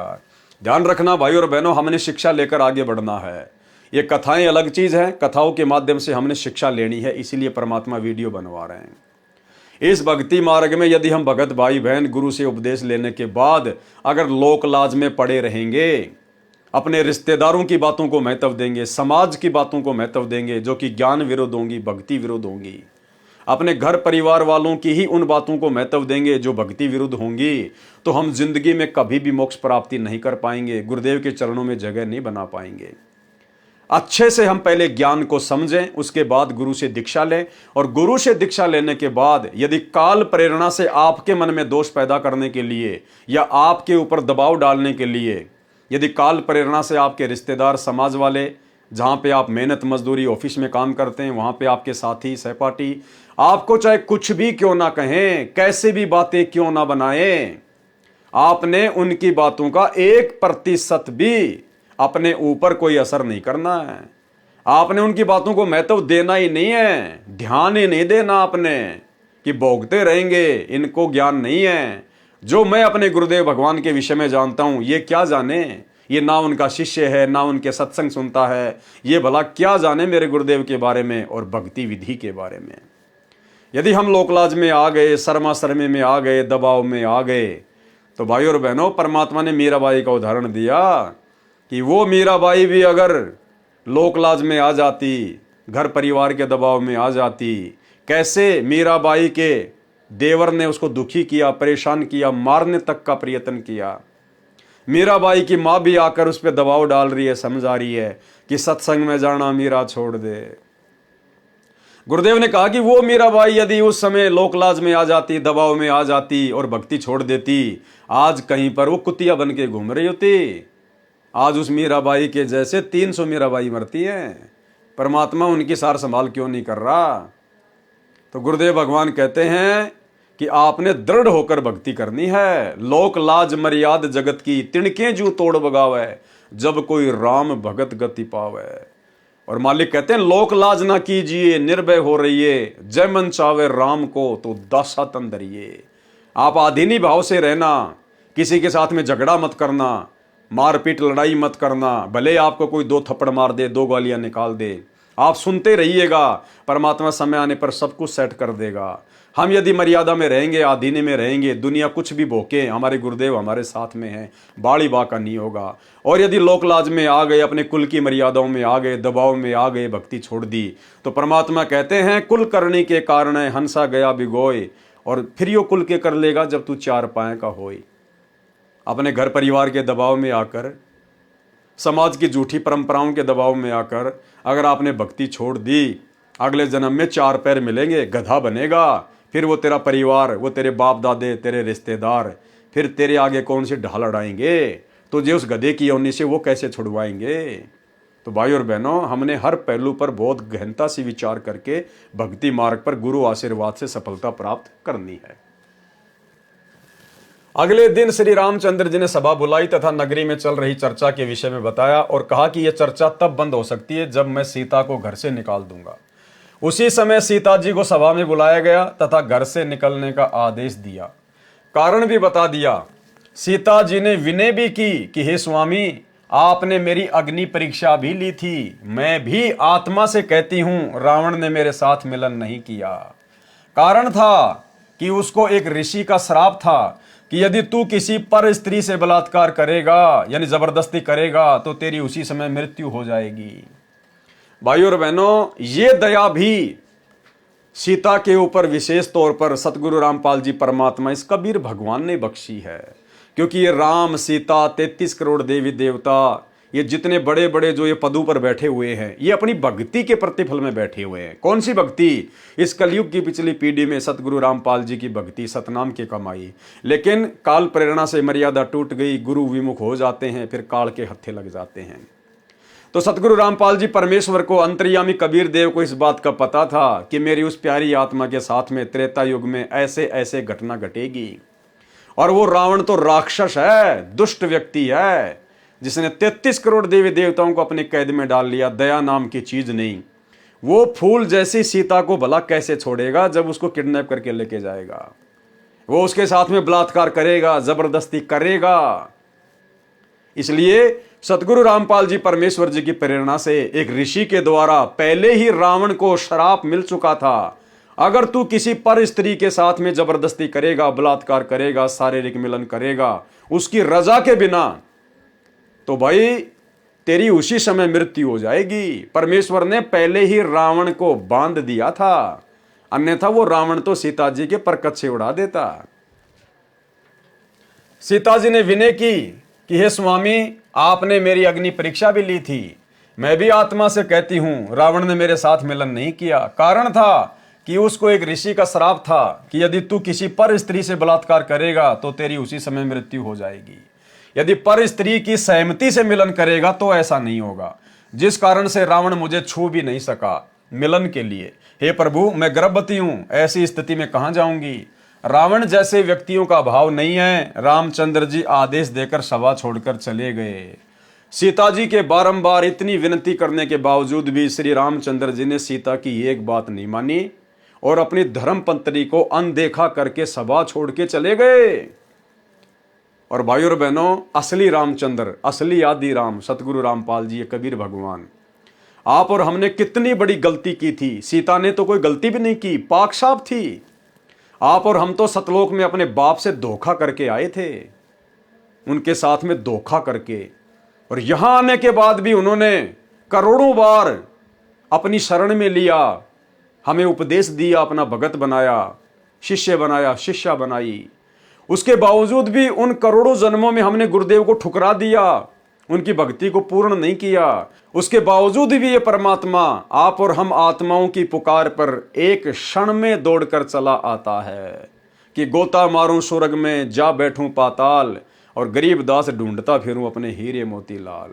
पहुंचूंगा क्षण एक में जन अपने के काज, और हिरणा कुश उदर उदारिया, नरसिंह जू धर लूं साज। ये परमेश्वर इतना दयालु, इतना कृपालु, इतना रहम दिल, परम दयालु, दया के सागर। और श्री रामचंद्र जी, जिनको दुनिया भगवान मान के पूज रही है, अपनी निष्पाप निष्कलंकित पत्नी की तरफ उन्होंने मुड़कर भी नहीं देखा, आदेश कर दिया कि अयोध्या से बाहर हो जा। तो सोचिए भाई और बहनों, कौन राम और कौन आदि राम। रात और दिन का अंतर है, रात और दिन का। रावण जैसे व्यक्तियों का अभाव नहीं है। रामचंद्र जी आदेश देकर सभा छोड़कर चले गए और कहते हुए गए कि मैं निंदा का पात्र नहीं बनना चाहता, मेरे कुल को दाग लगेगा। सीता जी को धरती भी पैरों से खिसकती नजर आई, आसमान में अंधेरा छाया दिखाई दिया, संसार में कुछ दिनों का जीवन शेष लगा। सीता अयोध्या छोड़कर चल पड़ी, मुड़ मुड़ कर अपने राम को तथा उनके महलों को देखने की कोशिश करती रही, और दूर जंगल में जाकर ऋषि वाल्मीकि जी की कुटिया के निकट थक कर गिर गई, अचेत हो गई। ऋषि वाल्मीकि स्नान करने के लिए आश्रम से निकले, सामने एक युवती गर्भा अवस्था में अचेत पड़ी देखकर निकट गए, अपने आश्रम से औषधि लाए, सीता जी के मुख में डाली। गर्मी का मौसम था, ठंडे जल के छींटे मुख पर मारे। ये आंखों देखी घटना कौन बता सकता है कि जिस समय सीता जी को श्री रामचंद्र जी ने अयोध्या से निष्कासित किया था, उस समय वो गर्मी का महीना था, उस समय गर्मी का महीना था। और ऋषि वाल्मीकि जी की कुटिया के पास जैसे वो जाकर गिरी, तो ऋषि जी अपनी कुटिया से दवाई लेकर आए, औषधि लेकर आए। क्या रामायण में लिखा हुआ है? किसी राम कथावाचक ने बताई? ये गुप्त बातें हैं जो केवल परमेश्वर ही बता सकते हैं, आप और हमारे विश्वास को दृढ़ करने के लिए कि जो महापुरुष कबीर सागर के सरलार्थ को लिख रहा है वो स्वयं आदि पुरुष है, अनादि पुरुष है, कबीर परमेश्वर है। ऋषि वाल्मीकि स्नान करने के लिए आश्रम से निकले, सामने एक युवती को गर्भावस्था में अचेत पड़ी देखकर निकट गए, अपने आश्रम से औषधि लाए, सीता जी के मुख में डाली। गर्मी का मौसम था, क्या कह रहे हैं गुरुदेव? गर्मी का मौसम था, ठंडे जल के छींटे मुख पर मारे। उसी समय सीता जी सचेत होकर बैठ गई। ऋषि ने नाम और गांव पूछा तो बताया कि नीचे पृथ्वी है, ऊपर आसमान है, आगे कुछ भी बताने से इनकार कर दिया। ऋषि दयावान होते हैं, कहा बेटी संसार तो स्वार्थ का है, धन्यवाद कर परमात्मा का, तू मेरे आश्रम में आ गई। यानी ऋषि वाल्मीकि जी की कुटिया के पास जाकर अचेत होकर गिरना, यह भी सीता के ऊपर गुरुदेव सतगुरु रामपाल जी भगवान का एक रहम था, क्योंकि वो परमेश्वर की आत्मा थी, परमेश्वर ने उसको संभाल के रखना था। बेटी मुझे अपना पिता मान और मेरे पास रह। सीता जी ऋषि वाल्मीकि जी के आश्रम में रहने लगी। ऋषि ने भी बात आगे नहीं बढ़ाई। परमेश्वर कबीर जी जो त्रेता युग में ऋषि मुनिंदर जी के रूप में लीला करने आए थे, हनुमान जी से मिले। सतसाहे बोला, हनुमान जी ने राम राम कहा तथा खड़ा होकर ऋषि जी का सत्कार किया तथा एक पत्थर पर स्वयं बैठ गए, दूसरे पर ऋषि को बैठने के लिए आग्रह किया। दोनों ने स्थान ग्रहण कर लिया। हनुमान जी ऋषि जी को पहचानने की कोशिश करने लगे। ऋषि जी ने कहा, क्या सोच रहे हो हनुमान, मैं वही ऋषि हूं। मेरे आश्रम में वानर ने सीता जी का कंगन घड़े में डाला था, उसमें अन्य कंगन भी वैसे ही थे। हे हनुमान, वह कंगन कैसा रहा? हनुमान जी को पहचानते देर नहीं लगी और ऋषि जी को प्रणाम फिर किया। हे ऋषि जी, आपका कैसे आना हुआ? परमेश्वर कबीर जी जो कि उस समय मुनिंदर ऋषि के रूप में थे, उन्होंने कहा, हे पवन पुत्र, मैं आपको भक्ति ज्ञान कराने आया हूं। आप जिस दशरथ पुत्र रामचंद्र की पूजा पूर्ण परमात्मा मानकर कर रहे हो, आप धोखे में हो। जो जन्मता मरता है वह पूर्ण परमात्मा नहीं हो सकता। क्या कह रहे हैं गुरुदेव भाई और बहनों? जो जन्मता मरता है वह पूर्ण परमात्मा नहीं हो सकते। और आज सतलोक आश्रमों से जुड़ी हुई 90% संगत संत रामपाल जी को जन्म और मरण में ही मानती है। संत रामपाल जी को इंद्रो माई की कोख से जन्म लेकर आया हुआ मानती है और प्रतिवर्ष 8 सितंबर को अवतरण दिवस के नाम पर संत रामपाल जी का जन्मदिन मनाती है और परमात्मा मानती है कबीर जी की समझे जाने वाली मुर्दा फोटो को, दाढ़ी मूछ वाली कबीर जी की फोटो को। और यहां क्या कह रहे गुरुदेव भगवान हनुमान जी को समझाते हुए कि हनुमान, जो जन्मता और मरता है वो पूर्ण परमात्मा नहीं होता। और हिसार जेल से आई हुई ऑडियो में गुरुदेव ने स्पष्ट कह दिया कि जो खुद ही जन्म और मरण में है, जो भगवान खुद ही जन्म और मरण में है, वो भला हमारा जन्म मरण का रोग कैसे काट सकता है? सुनिए। इसी प्रकार आत्मज्ञान हो गया कि तू जीव है, भक्ति नहीं करेगा तो पशु बनेगा, मुश्किल से मनुष्य में प्राप्त हुआ, भक्ति कर। और समाधान सही है नहीं तो उस ज्ञान का फायदा क्या? जैसे मुझे बता दिया किसी ने कि तुझे ये रोग है और डॉक्टर ने बता दिया तो मुझे विज्ञान हो गया। जिसने मुझे बताया तुझे ये रोग है, दवाई उसके पास भी नहीं, तो वो ज्ञान होया ना होया बराबर है। ज्ञान हो कि रोग है, समाधान हो ये इसकी औषधि है, बात खत्म। तो अब आत्मज्ञान के हमारे जन्म और मृत्यु का रोग लगा है, इसको कौन समाप्त कर सकता है? जो स्वयं जन्मते मरते हैं वो भगवान नहीं हो सकते और वो हमारा जन्म मृत्यु का रोग समाप्त नहीं कर सकता। जो स्वयं जन्मते मरते हैं वो भगवान नहीं हो सकते और वो हमारा जन्म मृत्यु का रोग समाप्त नहीं कर सकता। जो स्वयं जन्मते मरते हैं वो भगवान नहीं हो सकते और वो हमारा जन्म मृत्यु का रोग समाप्त नहीं कर सकता।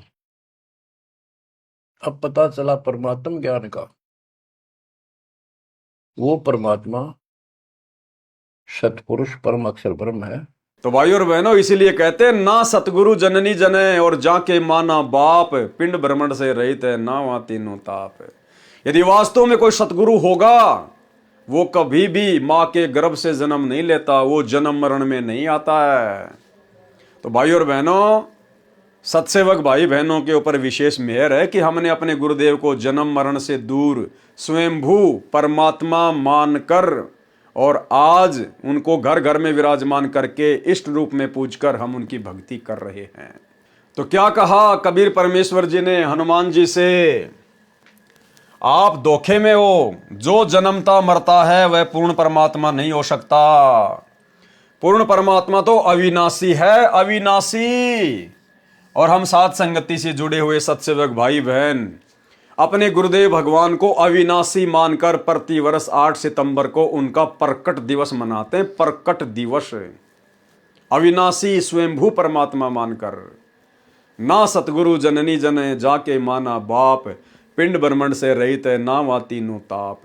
तो भाई और बहनों, ये सात संगति गुरुदेव भगवान का यथार्थ 13वां कबीर पंथ है। और शतलोक आश्रमों से जुड़कर जो भाई बहन भक्ति साधना कर रहे हैं वो तो 12वें पंथ की टूटी फूटी भक्ति है, 12वें पंथ की। क्योंकि वो लोग दाढ़ी मूंछ वाले कबीर जी को ही अपना भगवान मानते हैं, कबीर मानते हैं, उसी का प्रकट दिवस मनाते हैं। क्योंकि 12 पंथों का भगवान वो नकली दाढ़ी मूंछ वाली कबीर की फोटो है। और 13वें यथार्थ कबीर पंथ का भगवान है सतगुरु रामपाल जी, जिन्होंने सन 1994 में अपने यथार्थ 13वें कबीर पंथ को चलाया। और वो पंथ चलाने वाला स्वयं कबीर परमात्मा ही है, अविनाशी प्रभु है। आप लोग सिर्फ आरती अपनी जुबान से करते हो, दिल से आरती नहीं करते। और ना आप जी आरती के मर्म को समझ पाए हो, केवल सत्सेवकों ने समझा है।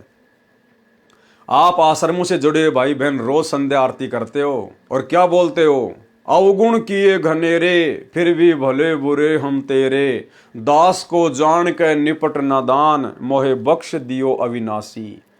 किसके आगे हाथ जोड़ के प्रार्थना कर रहे हो गुरुदेव के अंग में? अपने गुरुजी से, सतगुरु रामपाल जी से। और क्या कह रहे हो? मोहे बख्श दियो अविनाशी। अरे तुम रोजाना अपने गुरुदेव को अपनी जुबान से तो अविनाशी कह रहे हो। अविनाशी किसको कहते हैं? जिसका कभी विनाश नहीं होता, जो कभी जन्मता नहीं, जो कभी मरता नहीं, जो स्वयंभू होता है, प्रकट होता है। तो रोजाना तो तुम अपने गुरुदेव को अविनाशी कहते हो, लेकिन आप उनको अविनाशी मानते नहीं हो। अविनाशी तो आप जून के महीने में दाढ़ी मूंछ वाली कबीर जी की मुर्दा फोटो को मानते हो। तो गुरुदेव को यदि किसी ने वास्तव में अविनाशी माना है और अविनाशी मानकर यदि उनकी भक्ति कर रहे हैं तो केवल साध संगति से जुड़े हुए सत्सेवक भाई बहन। जो जन्मता मरता है वह पूर्ण परमात्मा नहीं हो सकता। पूर्ण परमात्मा तो अविनाशी है।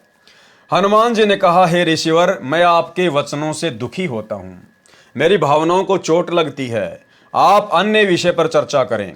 परमेश्वर कबीर जी ने कहा कि यदि कोई व्यक्ति गलत रास्ते जा रहा हो, वह उस रास्ते को ठीक मानकर चल रहा हो जो डाकुओं के डेरे में जा रहा है। यदि कोई सज्जन पुरुष उसको बताए कि जिस रास्ते पर आप जा रहे हो आपकी जान तथा माल को खतरा है, आगे डाकुओं का डेरा है, पहले मारते हैं फिर लूटते हैं, यदि वह व्यक्ति कहे कि आप मेरी भावनाओं को चोटिल कर रहे हो, यह कितना सत्य है।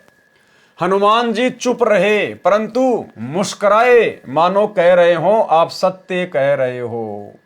हनुमान जी के चेहरे पर शांति का चिन्ह देखकर परमेश्वर ने बताया कि श्री राम जी श्री विष्णु जी के अवतार हैं। पॉइंट पे ध्यान देना भाई और बहनों। जब गुरुदेव भगवान ने हनुमान जी को सच्चाई बताई, एग्जाम्पल दिया, तो हनुमान जी चुप रहे परंतु मुस्कुराए, मानो कह रहे हो कि आप सत्य हो। हनुमान जी हल्के से मुस्कुराए मन ही मन में कि बात तो बिल्कुल सच्ची है महात्मा जी की। तो कौन कह सकता है ये बात? क्या रामायण में लिखा हुआ है? किसी राम कथावाचक ने बताई क्या ये बात? राम कथावाचक तो त्रेता युग में हनुमान जी को ऋषि मुनिंदर जी ने अपनी शरण में लिया, कहीं कोई जिक्र ही नहीं है, किसी को पता ही नहीं है इस बात का। तो स्वयं वो मुनिंदर ऋषि वर्तमान में सतगुरु रामपाल जी के रूप में है और वे वही बताएंगे जो उस समय घटना घटित हुई थी। हनुमान जी चुप रहे परंतु मुस्कुराए, मानो कह रहे हो आप सत्य कहते हो। हनुमान जी के चेहरे पर शांति का भाव देखकर परमेश्वर ने बताया कि श्री राम जी श्री विष्णु जी के अवतार हैं। श्री विष्णु जी श्री ब्रह्मा जी तथा श्री शिव जी का पिता काल ब्रह्म है। इसी को ज्योति निरंजन भी कहते हैं। काल को इसकी गलती के कारण श्राप लगा है कि 1 लाख मानव शरीरधारी प्राणियों को प्रतिदिन खाया करेगा, 1.25 लाख प्रतिदिन उत्पन्न किया करेगा, जिस कारण से उसने अपने तीनों पुत्रों को एक एक विभाग का स्वामी बना रखा है। श्री ब्रह्मा जी रजगुण है, जिसके प्रभाव से सभी प्राणी प्रेरित होकर संतान उत्पत्ति करते हैं, जिस कारण से ब्रह्मा को भूल से उत्पत्ति कर्ता मान रखा है। उत्पत्ति कर्ता तो पूर्ण परमात्मा है, कबीर देव सतगुरु रामपाल जी भगवान। काल ने अपने दूसरे पुत्र विष्णु को कर्म अनुसार पालन करने का विभाग दिया है। विष्णु सतगुण है, काल ने तीसरे पुत्र शिव तमगुण को इन 1,00,000 मानव शरीरधारी जीवों को मारकर उसके पास भेजने का विभाग दे रखा है। वह स्वयं अव्यक्त है। कौन? काल। वह स्वयं गुप्त रहता है। आप देख रहे हो, यहां कोई भी जीव अमर नहीं है। देवता भी मरते हैं, ब्रह्मा विष्णु शिव भी जन्मते मरते हैं। जो पूरी आयु जीते हैं, वृद्धा अवस्था भी सब में आती है। एक लोक ऐसा है जहां पर वृद्धा अवस्था तथा मरण नहीं है। यानी परमात्मा हनुमान जी को समझा रहे हैं कि एक लोक ऐसा है जहां पर वृद्धा अवस्था अर्थात बुढ़ापा तथा मरण नहीं है। वहां कोई रावण किसी की पत्नी का अपहरण नहीं करता। आपकी आंखों के सामने लंका में हुए राम रावण युद्ध में कितने व्यक्ति तथा अन्य प्राणी मारे गए। एक सीता को छुड़ाने के लिए आपने श्री रामचंद्र जी के लिए अपने प्राणों की बाजी लगाकर लंका को जलाया। रावण का भाई अहि रावण जो पाताल का राजा था, वह राम तथा लक्ष्मण का अपहरण करके ले गया। उनकी बलि देने वाला था। आप वहां गए और उन दोनों को जीवित लाए। आप ही बताएं, वे परमात्मा है? भाई और बहनों, गहरी बात है, गहरी बात। हमें केवल शिक्षा लेनी है, अपने विश्वास को दृढ़ करना है। इस काल तक की नीचे की जितनी भी शक्तियां हैं और ये काल, इन सब से हमने अपनी आस्था को पूरी तरह से हटाना है। कितनी महत्वपूर्ण बात गुरुदेव ने मुनिंद्र ऋषि के रूप में हनुमान जी को बताई। क्या कहा कि आप जिस श्री रामचंद्र जी को भगवान मान रहे हैं, परमात्मा मान रहे हैं, सर्वश्रेष्ठ मान रहे हैं ना, कहते हैं ध्यान दो इस बात पे। श्री रामचंद्र जी के लिए आपने प्राणों की बाजी लगाकर लंका को जलाया। रावण का भाई अहि रावण जो पाताल का राजा था, वह राम तथा लक्ष्मण का अपहरण करके ले गया। अहि रावण, रावण का भाई जो पाताल लोक का राजा था, और वो लक्ष्मण और राम को बंधक बना के दोनों को किडनैप करके पाताल लोक में ले गया और उनकी बलि देने वाला था। उसी समय आप हनुमान वहां पहुंच गए और उन दोनों को छुड़वा कर लाए। आपने फिर अहि रावण को मारा। अब बताइए, क्या श्री रामचंद्र जी भगवान हो सकते हैं? यानी गुरुदेव हनुमान जी को समझा रहे हैं और आप और हमने दूसरे तरीके से समझना है। हनुमान जी को तो ये समझा रहे हैं कि भाई तू खुद राम और लक्ष्मण को अहि रावण की कैद से छुड़वा के लाया, तो सोच क्या वो परमात्मा हो सकता है क्या, जो खुद बंधन मुक्त नहीं हो पाया अहि रावण की कैद से, और तू हनुमान उसको जाके छुड़वा के ले आया? तो बड़ा कौन हुआ? वो तेरा श्री राम हुआ या फिर हनुमान तू हुआ, जिसने भगवान के भी बंधन काट दिए, जिसने भगवान को भी बचाया? अरे भगवान तो भगत को बचाया करता है, और हनुमान तू तो भगत है और तू भगवान को बचा रहा है। तो सोच, वो श्री रामचंद्र जी भगवान हो सकता गया जिसको तू भगवान मान के पूज रहा है। हनुमान की आंखें खुल गई। और आप और हमारे लिए सबसे बड़ा पॉइंट ये है भाई और बहनों, कि उस समय वो हनुमान नहीं गया था श्री राम और श्री लक्ष्मण को छुड़वाने के लिए। उस समय श्री रामचंद्र जी को और लक्ष्मण को छुड़वाने के लिए हनुमान जी का रूप बनाकर सतगुरु रामपाल जी परमेश्वर गए थे। ये कबीर भगवान गया था। विचार करने की बात है। श्री रामचंद्र जी तो भगवान और हनुमान जी उसके भगत। अरे तो भगत ज्यादा शक्तिशाली होता है या भगवान ज्यादा शक्तिशाली होता है? जब श्री राम और लक्ष्मण, श्री राम तो विष्णु का अवतार, लक्ष्मण जी शेषनाग के अवतार, जब वो दोनों अपने आप को रावण के भाई अहि रावण की कैद से पाताल लोक से मुक्त नहीं करवा पा रहे थे और उनकी बलि चढ़ने वाली थी, तो भला एक भगत हनुमान जी भला कैसे भगवान को छुड़वा के लेके आ जाएगा? फिर तो भगवान से बड़ा हनुमान हो गया, भगत बड़ा हो गया फिर तो भाई और बहनों, अहि रावण की कैद से श्री राम और लक्ष्मण को हनुमान का रूप बनाकर समर्थ शक्ति आदि राम कबीर परमेश्वर सतगुरु रामपाल जी ने छुड़वाया। क्योंकि करे करावे साइया मन में लहर उठा, दादू सिरधर जीव के आप बगल हो जा। और आप और हमें और अधिक कैसे विश्वास हो, आप और हम भाई बहन प्रतिदिन रोजाना असुर निकंदन रमेणी करते हैं, असुर निकंदन रमेणी। और इस रमेणी में गुरुदेव ने क्या बताया कि 33 करोड़ देवी देवताओं की और काल की जो मुख्य शक्तियां हैं उनकी महिमा है, लेकिन ये उनकी वास्तविक महिमा नहीं है। इस महिमा के पीछे हाथ कबीर देव का है, कबीर परमात्मा का है। केवल इनको तो फोकट में खुश किया जा रहा है देवी देवताओं को। और इस रमैनी में श्री ब्रह्मा विष्णु महेश के द्वारा जितने भी महान कार्य किए गए हैं, उन महान कार्यों के पीछे जिस शक्ति का हाथ है वो है कबीर देव सतगुरु रामपाल जी। और क्या कह रहे हैं परमात्मा? रावण मही रावण से मारे, मही रावण या फिर अहि रावण दोनों एक ही हैं। रावण मही रावण से मारे और सेतु बांध से ना दल तारे, जरा सिंध और बाली खपाए, कंस केश चानोर हराए। तो रावण को भाई और बहनों किसने मारा सूक्ष्म रूप में? सतगुरु रामपाल जी ने, कबीर परमेश्वर ने। तो रावण के छोटे भाई को फिर कौन मारेगा? मही रावण को कौन मारेगा? वही सतगुरु रामपाल जी भगवान। सेतु बांध से ना दल तारे, रामचंद्र जी का पुलिया किसने बनवाया? कबीर परमेश्वर सतगुरु रामपाल जी ने। तो गुरुदेव स्पष्ट कर रहे रमैनी में कि रावण मही रावण से मारे, सेतु बांध से ना दल तारे, यानी सर्व कार्य हमारे गुरुदेव भगवान ने किए। अन्यथा ये तो जीव हैं आप और हमारी तरह, बालक हैं बालक। मुसड़ तो दादाजी उठा सकता है, बच्चे को तो केवल फोकट की महिमा दे रखी है कि मेरे बेटे ने मुसड़ उठा लिया, मेरे बेटे ने मुसड़ उठा लिया। तो सारे काम हमारे गुरुदेव भगवान ने किए। इन सभी देवी देवताओं के, ब्रह्मा विष्णु महेश के, दुनिया में जो भी आप बड़ी बड़ी लीलाएं देखते हैं देवी देवताओं की, उन सब के पीछे हाथ हमारे गुरुदेव भगवान का, कबीर परमात्मा का। इसलिए हमारे गुरुदेव भगवान की महिमा नहीं की जा सकती।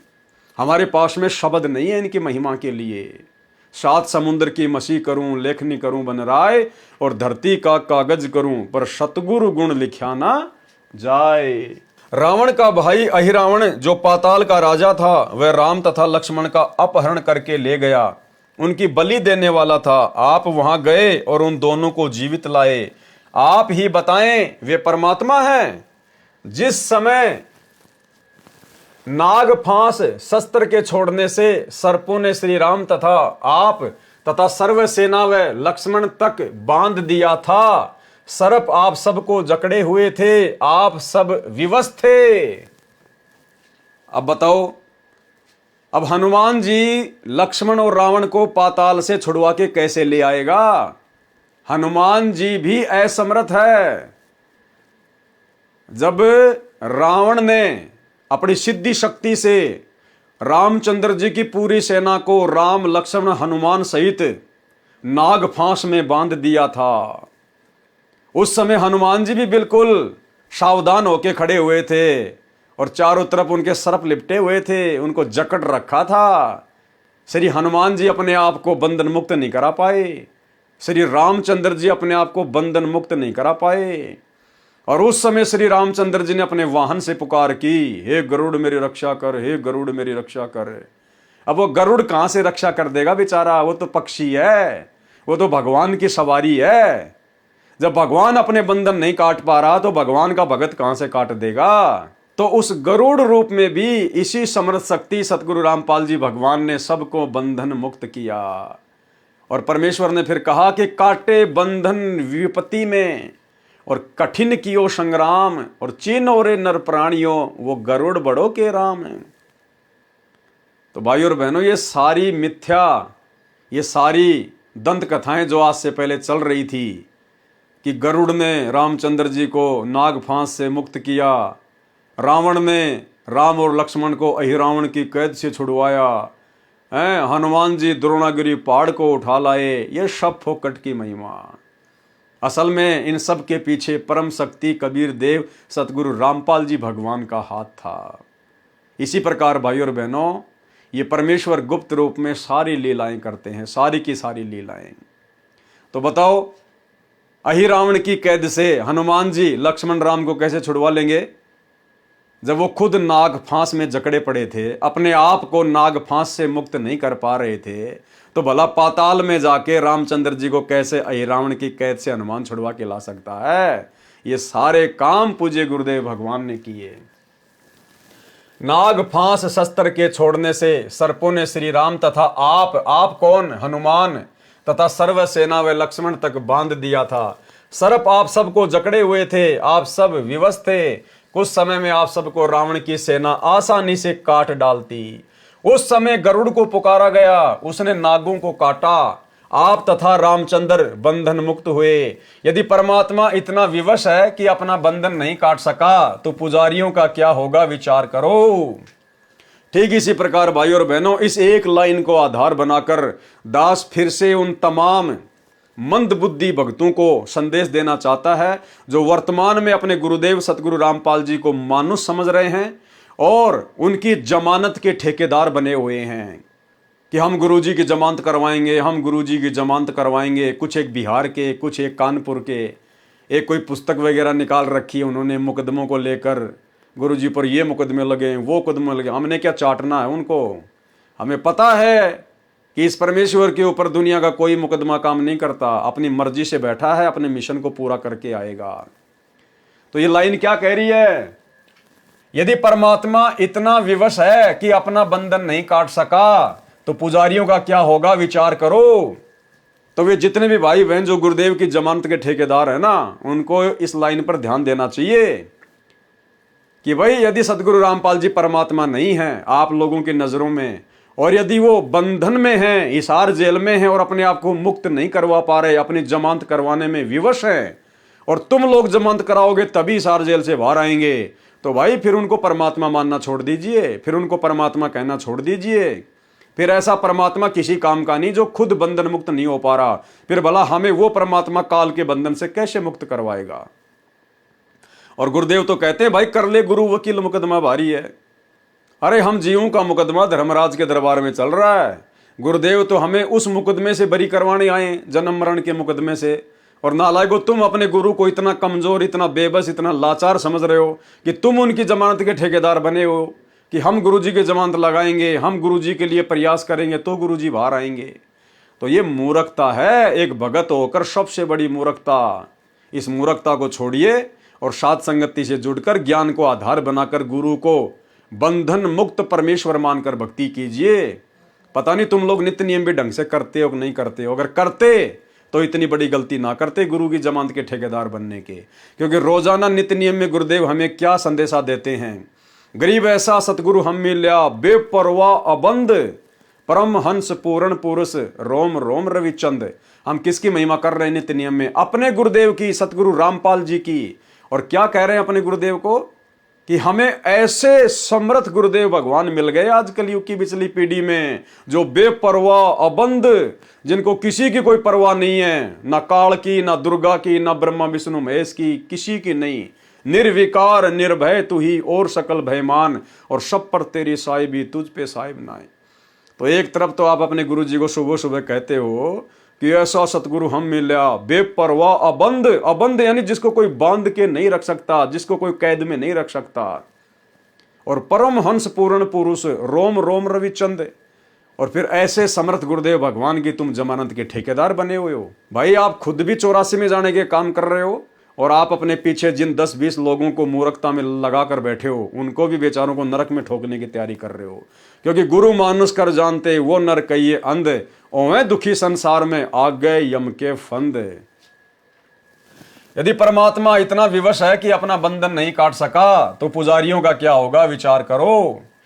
अरे काटे बंधन विपत में कठिन कियो संग्राम, चीनो रे नर प्राणियों गरुड़ बड़ो के राम। इसी प्रकार यदि आज आप लोगों के द्वारा जमानत करवाने से यदि सतगुरु रामपाल जी की जमानत हो जाती है और यदि वो जेल से बाहर आते हैं, तो इसी प्रकार आने वाले समय में ये दुनिया संत रामपाल जी को परमात्मा नहीं मानेगी। जैसे गरुड़ के द्वारा श्री रामचंद्र जी को बंधन मुक्त करवाने के बाद दुनिया उनको परमात्मा नहीं मानती, तो इसी प्रकार कल को ये दुनिया कह देगी कि रहने दो, जुबान बंद कर लो, हमारे गुरुजी परमात्मा, हमारे गुरुजी परमात्मा। अरे तुम्हारे भक्तों ने तुम्हारे गुरुजी की जमानत करवाई, तब कहीं जाकर 10 साल बाद जेल से बाहर आए थे। इतने बड़े परमात्मा थे तो 10 साल में आ जाते अपने आप। भक्तों के जमानत करवाने से क्यों आए? तो भाई गुरुदेव भगवान के नाम पे धब्बा लगता है, और ये परमात्मा है, बालक नहीं है, अंतर्यामी है। ये सबकी परीक्षा का समय है, ये अपनी मर्जी का मालिक है। अपने मिशन में जो गंदगी फैल गई थी उसको निकालने के लिए गया है, और मिशन को साफ सुथरा करके अपनी लीला पूरी करके अपनी मर्जी से आएगा। ये किसी का गुलाम नहीं है, ये इसकी लीला है जो वर्तमान में तुम्हें समझ में नहीं आ रही है। इस बात को केवल साथ संगति से जुड़े हुए भाई बहन ही समझ सकते हैं। इसलिए साथ संगति से जुड़ो और अपने दिमाग में जो गंदगी तुम लोगों ने गुरु को मानुष मानकर पैदा कर रखी है उसको डिलीट करो, साफ करो। काटे बंधन विपत में कठिन कियो संग्राम, चीनो रे नर प्राणियों गरुड़ बड़ो के राम। हनुमान जी ने कहा, ऋषि जी समुद्र पर पुल बनाना क्या आम आदमी का कार्य है? ये परमात्मा बिना नहीं बनाया जा सकता। फिर भी हनुमान जी श्री रामचंद्र जी को परमात्मा मानने से इनकार नहीं कर रहे। उनके मन में खरपतवार भरी पड़ी है, वो गंदगी भरी पड़ी है। और परमात्मा से क्या सवाल किया कि ऋषि जी इतने बड़े समुद्र के ऊपर पुल बनाना क्या कोई एक आम व्यक्ति का काम है क्या? परमात्मा के बिना कौन बना सकता है? तो गुरुदेव ने क्या कहा, समुद्र पाटी लंका गयो सीता को भरतार, अगस्त ऋषि सातु पी गए इनमें कौन करतार। यदि आप समुद्र के ऊपर सेतु बनाने से श्री रामचंद्र जी को परमात्मा मानते हो तो अगस्त ऋषि ने सातु समुद्रों को पी लिया था, इनमें कौन परमात्मा है भाई? ऋषि मुनिंदर जी ने बताया कि आप भूल गए क्या, एक ऋषि आए थे, उन्होंने एक पर्वत के पत्थर को अपनी डंडी से रेखा खींचकर हल्का किया था, तब पत्थर तैरे थे, तब पुल बना था। रामचंद्र तो 3 दिन से रास्ता मांग रहे थे। समुद्र ने ही बताया था नल नील के विषय में। हनुमान जी ने कहा कि वह तो विश्वकर्मा जी थे। हनुमान जी बोला, वो जो बाबा आया था ना, जो पूरे पहाड़ के चारों तरफ एक डंडी से रेखा खींच कर गया था, पत्थर हल्के करके गया था, बोलो वो तो विश्वकर्मा जी थे जो भेष बदल के आए थे। हनुमान जी ने कहा वह तो विश्वकर्मा जी थे जो वेश बदल कर श्री रामचंद्र जी के बुलाने पर आए थे। परमेश्वर कबीर जी ने कहा कि विश्वकर्मा जी तो पुल का निर्माण कर सकते हैं, जल के ऊपर पत्थर नहीं तैरा सकते। परमेश्वर ने कहा कि विश्वकर्मा जी केवल समुद्र पे पुलिया बना सकते हैं, लेकिन समुद्र के ऊपर पत्थर तैराना उनके बस की बात नहीं है। नल नील के हाथों में शक्ति थी, उनके हाथों से डाली गई वस्तु जल के ऊपर तैरा करती थी। उस दिन उनमें अभिमान आ गया था, उनकी शक्ति समाप्त हो गई थी। वह आशीर्वाद मेरा ही था। हनुमान जी ने कहा, क्या आप ऋषि मुनिंदर जी हैं? परमेश्वर जी ने कहा, हाँ। मुनिंदर जी ने कहा कि आपने अपने प्राणों की परवाह न करके राम के लिए क्या नहीं किया? जब सीता ने आपको अपशब्द कहे और घर छोड़ने को कहा, उस समय श्री राम वहीं विराजमान थे। एक शब्द भी नहीं कहा कि सीता ऐसा ना कर। पवन सुत अंदर से तो मान रहे थे, परंतु ऊपर से कह रहे थे कि ऋषि जी किसी की आलोचना नहीं करनी चाहिए। मुनिंदर जी ने कहा कि सत्य कहना आलोचना नहीं होती। यदि श्री रामचंद्र और सीता के अंदर अच्छे इंसान वाले गुण भी होते तो भी आपका आजीवन एहसान मानते और अपने चरणों में रखते। श्री राम और सीता के अंदर एक आम अच्छे इंसान वाले गुण भी नहीं थे। यानी भाई और बहनों, जो गुण आज गुरुदेव ने अपनी शक्ति से, अपनी भक्ति से आप और हम भगत भाई बहनों के अंदर पैदा कर दिए हैं, ऐसे अच्छे गुण श्री राम और सीता में भी नहीं थे। इस भक्ति से परमेश्वर ने मिट्टी को कंचन बना दिया है। यदि श्री रामचंद्र और सीता के अंदर अच्छे इंसान वाले गुण भी होते तो भी आपका आजीवन एहसान मानते और अपने चरणों में रखते। आप तो उनके बिना जीना भी उचित नहीं मानते। और सुनो, आपके साथ जैसा व्यवहार किया उसका फल भी सीता तथा रामचंद्र जी को मिल गया। सीता ने एक भगत को जो अपशब्द कहे थे, सीता ने जो भगत की भावनाओं को ठेस पहुंचाया, उसकी श्रद्धा को ठेस पहुंचाया। गुरुदेव कह रहे हैं कि सीता को भी उसका फल मिल गया, यानी अयोध्या में निकाली गई दर दर की ठोकर। और श्री रामचंद्र जी जो उस समय चुपचाप थे, सभा में बैठकर सत्य को सत्य नहीं कह पाए, वो श्री रामचंद्र भी अंत में सरयू नदी में डूब के मरा, छलांग लगा के।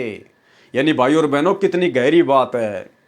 हम भगत भाई बहनों ने किसी की भी श्रद्धा का, हम भाई बहनों ने किसी की भी भावनाओं का मजाक नहीं बनाना चाहिए। हमने किसी को भी अपशब्द नहीं कहने चाहिए, अन्यथा परमेश्वर का विधान है। और रामचंद्र और सीता भी किसी जन्म में गुरुदेव के भगत थे, शिष्य थे। लेकिन जब त्रेता युग में उन्होंने हनुमान जी का अपमान किया, अपशब्द कहे, तो परमेश्वर ने यह नहीं देखा कि ये राम और सीता मेरे भगत थे।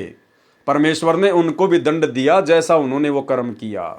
तो आप और हमने बहुत सावधानी रखनी है। आधीनी के साथ गर्दन नीची करके, बिना किसी को कुबोल कहे, बिना अपनी जुबान से कोई अपशब्द कहे। क्योंकि परमेश्वर कहते हैं जीभ तो वाहे बली जो रटे हरि को नाम, नहीं तो काट कर फेंक दो मुख में भलो ना चाम। हमने सतलोक आश्रम मैनेजमेंट हरियाणा वाले इन कोऑर्डिनेटरों की तरह, गुरुदेव के परिवार वालों की तरह, हमने किसी को भी गाली गलौच नहीं करनी, किसी को भी अपशब्द नहीं कहना है, सत्य को सत्य अवश्य कहना है, लेकिन हमने किसी की निंदा चुगली या किसी की भक्ति और श्रद्धा का मजाक नहीं बनाना है। और सुनो, आपके साथ जैसा व्यवहार किया उसका फल भी सीता तथा श्री रामचंद्र को मिल गया है। कुछ वर्षों के पश्चात सीता जी को श्री राम ने घर से निकाल दिया। उस समय वह गर्भवती थी। यह सुनकर हनुमान जी की आंखों से आंसू निकल आए और ऋषि जी के चरणों में गिर गए, कुछ नहीं बोले। अयोध्या वासियों ने 2 वर्ष दिवाली और दशहरा मनाया था, उसके पश्चात बंद कर दिया था कि जिस देवी के लिए रावण मारा, आज वह फिर कितने रावणों का कष्ट झेलेगी। दीपमाला खुशी का प्रतीक है। जब राजा और रानी भिन्न भिन्न हो गए तो न दिवाली न राजा को अच्छी लगे और न प्रजा को, इसलिए दीपावली का त्योहार उसी समय से बंद हो गया था। जो 2 वर्ष मनाया गया था उसके आधार से भोली जनता ये पर्व मना रही है। अब वर्तमान में ये जितने भी श्री रामचंद्र जी के पुजारी हैं, सीता जी को अपनी माता कहते हैं। अरे तुम्हें अपनी माता जी का दुख दर्द याद है क्या? अपने भगवान का दुख दर्द याद है क्या? उनका जीवन तो नरक के जैसा था उस समय। अगर आप रामायण को पढ़कर देखोगे तो कभी ठंडा पानी ना श्री राम ने पिया, ना कभी सीता जी ने पिया। जब श्री रामचंद्र जी का राज्य अभिषेक का समय आया तो 14 साल का वनवास, जंगल में दर दर की ठोकर खाई, धक्के खाए, दुख उठाए। सीता को रावण ले गया। 12 साल बाद सीता जी को रावण की कैद से छुड़वा कर लाए। करोड़ों लोग मरवाए। सीता की अग्नि परीक्षा हुई, फिर सीता को वापस लाए। फिर धोबी के कहने से सीता को निकाल दिया। राजा कहाँ है, उनकी पत्नी कहाँ? कभी सौपन में सुख हो सकता है? और आप लोग खुशी मनाते हो दिवाली मना के, और फिर कहते हो हम लोग श्री रामचंद्र जी के भगत हैं, हम लोग श्री रामचंद्र जी के फॉलोवर हैं। अरे धिक्कार है तुम लोगों को। तुम्हारे भगवान तो कष्ट उठाते उठाते मर गए। माता सीता आजीवन कष्ट उठाती रही। उनके उस कष्ट को देखते हुए तो अयोध्या वासियों ने भी 2 साल के बाद में दिवाली और दशहरा मनाना बंद कर दिया था। और तुम आज उस पाखंड को बढ़ चढ़ के जो है समाज में फैला रहे हो। तो तुम काई के राम भगत हो, काई के सीता भगत हो, केवल सांप वाली लकीर पीट रहे हो, परंपराओं का निर्वाह कर रहे हो। इसी प्रकार दशहरा तथा रावण दहन की परंपरा चली आ रही है। यदि किसी के घर पर किसी जवान की मृत्यु हो जाती है तो वह परिवार तथा रिश्तेदार कोई त्योहार नहीं मनाते। हनुमान जी ने कहा प्रभु परमेश्वर की चर्चा करो। अब हनुमान जी का धीरे धीरे भक्ति भाव में जागृति उठने लगी सच्चाई से परिचित होने के बाद, और कहा कि हे प्रभु परमेश्वर की चर्चा करो। हनुमान जी ने कहा प्रभु परमेश्वर की चर्चा करो। कबीर परमेश्वर जी ने सृष्टि रचना सुनाई। सत्य कथा सुनकर हनुमान जी गदगद हो गए। सतलोक देखने की प्रार्थना की। परमेश्वर आकाश में उड़ गए। हनुमान जी देख रहे थे। कुछ देर अंतर ध्यान हो गए। हनुमान जी चिंतित हो गए कि अब ये ऋषि कैसे मिलेंगे। इतने में आकाश में विशेष प्रकाश दिखाई दिया। हनुमान जी को दिव्य दृष्टि देकर सतलोक दिखाया। ऋषि मुनिंद्र जी सिंहासन पर बैठे दिखाई दिए। उनके शरीर का प्रकाश अत्यधिक था। सिर पर मुकुट तथा राजाओं की तरह छत्र था। कुछ देर वह दृश्य दिखाकर दिव्य दृष्टि समाप्त कर दी। मुनिंद्र जी नीचे आए। हनुमान जी को विश्वास हुआ कि ये परमेश्वर है, सत्यलोक सुख का स्थान है। परमेश्वर कबीर जी से दीक्षा ली, अपना जीवन धन्य किया, मुक्ति के अधिकारी हुए। हनुमान जी मुक्ति के अधिकारी हुए, मुक्त नहीं हुए। इसलिए आप सभी भाई बहनों को दास बार बार कहता है कि वर्तमान में ये जो 4 युग का इतिहास है, सतयुग से लेकर वर्तमान तक का समय, इसमें कोई भी आत्मा पार नहीं हो पाई है। पार होने का समय तो ये कलयुग की बिचली पीढ़ी है, वर्तमान समय है। अब परमेश्वर उन सभी आत्माओं को दोबारा से जन्म देगा जिन आत्माओं को गुरुदेव ने सतयुग त्रेता द्वापर में अपनी शरण में लिया था। परमेश्वर कबीर जी से दीक्षा ली, अपना जीवन धन्य किया, मुक्ति के अधिकारी हुए। इस प्रकार पवित्र आत्मा परमार्थी स्वभाव हनुमान जी को परमेश्वर कबीर जी ने अपनी शरण में लिया। परमार्थी आत्मा को संसार तथा काल के स्वामी भले ही परोपकार का फल नहीं देते, परंतु परमेश्वर ऐसी आत्माओं को शरण में अवश्य लेते हैं, क्योंकि ऐसी आत्मा ही परम भगत बनकर भक्ति करते हैं और मोक्ष प्राप्त करते हैं। सांसारिक व्यक्ति जो परमार्थी को धोखा देते हैं वे आजीवन कष्टमय जीवन व्यतीत करते हैं। श्री रामचंद्र जी को अंत समय में अपने ही पुत्रों लव तथा कुश से पराजय का मुंह देखना पड़ा। सीता जी ने उनके दर्शन करना भी उचित नहीं समझा। बताओ, आप लोग अयोध्या में राम लला के दर्शन करने जाते हो और रामायण को आप कभी पढ़ते नहीं। सीता को जब अयोध्या से निकाल दिया गया था, उन्होंने श्री रामचंद्र जी का मुंह देखना भी अच्छा नहीं समझा। मुंह देखना भी, इतनी नफरत हो गई थी उनको श्री रामचंद्र जी से कि इसके अंदर तो एक आम सांसारी व्यक्ति की तरह अच्छे लक्षण भी नहीं है। तो भाई और बहनों, आज आप लोग उनके दर्शन करने के लिए अयोध्या जा रहे हो, अपना कीमती समय और धन बर्बाद कर रहे हो। इतिहास से शिक्षा लेनी चाहिए। श्री रामचंद्र जी को अंत समय में अपने ही पुत्रों लव तथा कुश से पराजय यानी हार का मुंह देखना पड़ा। सीता जी ने उनके दर्शन करना भी उचित नहीं समझा। देखते देखते पृथ्वी में समा गई। इस गलानी से श्री रामचंद्र जी ने अयोध्या के पास बह रही सरयू नदी में छलांग लगाकर अपनी जीवन लीला जल समाधि लेकर समाप्त कर दी। ना पत्नी रही, ना बच्चे रहे, पूरी अयोध्या में थूथू हो रही है। दुर्वासा ऋषि के कारण अपने भाई लक्ष्मण को मृत्यु दंड की सजा देनी पड़ी श्री रामचंद्र जी ने। इन सब बातों से दुखी होकर अंदर ही अंदर श्री रामचंद्र जी ने सरयू नदी में छलांग मार के आत्महत्या की। डूब के मरे, देसी भाषा में कहते हैं डूब के मरना और संत भाषा में कहते हैं समाधि लेना। यह है श्री रामचंद्र जी की अंतिम उपलब्धि। अरे जो श्री रामचंद्र जी वेदों के अनुसार साधना करते थे, उनकी भी अंत में यह दुर्गति हुई। सरयू नदी में डूब के मरना पड़ा, आत्महत्या करनी पड़ी।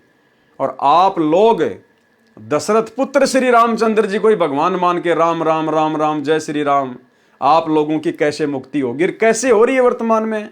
रोडों के ऊपर कुत्ते वाली मौत हो रही है। खरबूजे की तरह फूट फूट के लोग मर रहे हैं। जिनकी गाड़ियों के पीछे जय श्री राम लिखा होता है, एक्सीडेंट में उनका चकनाचूर निकला हुआ मिलता है रोड पे। तो भाई, असली राम को पहचानो, असली आदि राम को पहचानो। मृत्यु होगी तो भी परमात्मा टाल देगा, भगत के नजदीक नहीं आएगी।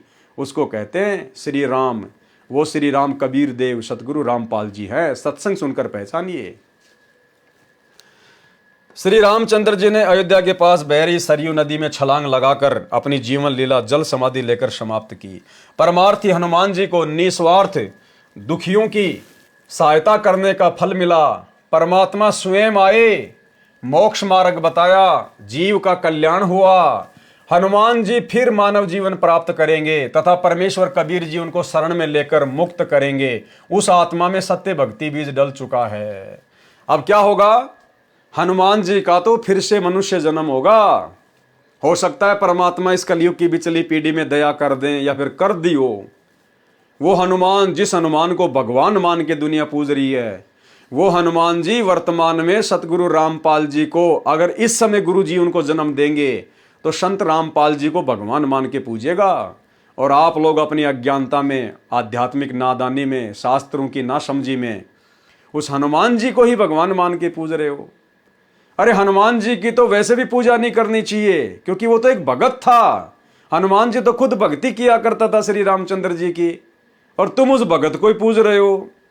तो ये सबसे बड़ी मूर्खता है, नादानी है। भाई और बहनों, जिस समझ के लिए परमेश्वर ने आज वर्तमान में आप और हम अरबों इंसानों को जो मनुष्य जन्म दिया है, वो केवल मोक्ष प्राप्ति के लिए दिया है। शास्त्रों को समझकर, ज्ञान को समझकर, सच्चे गुरु की पहचान करके भक्ति करने के लिए दिया है।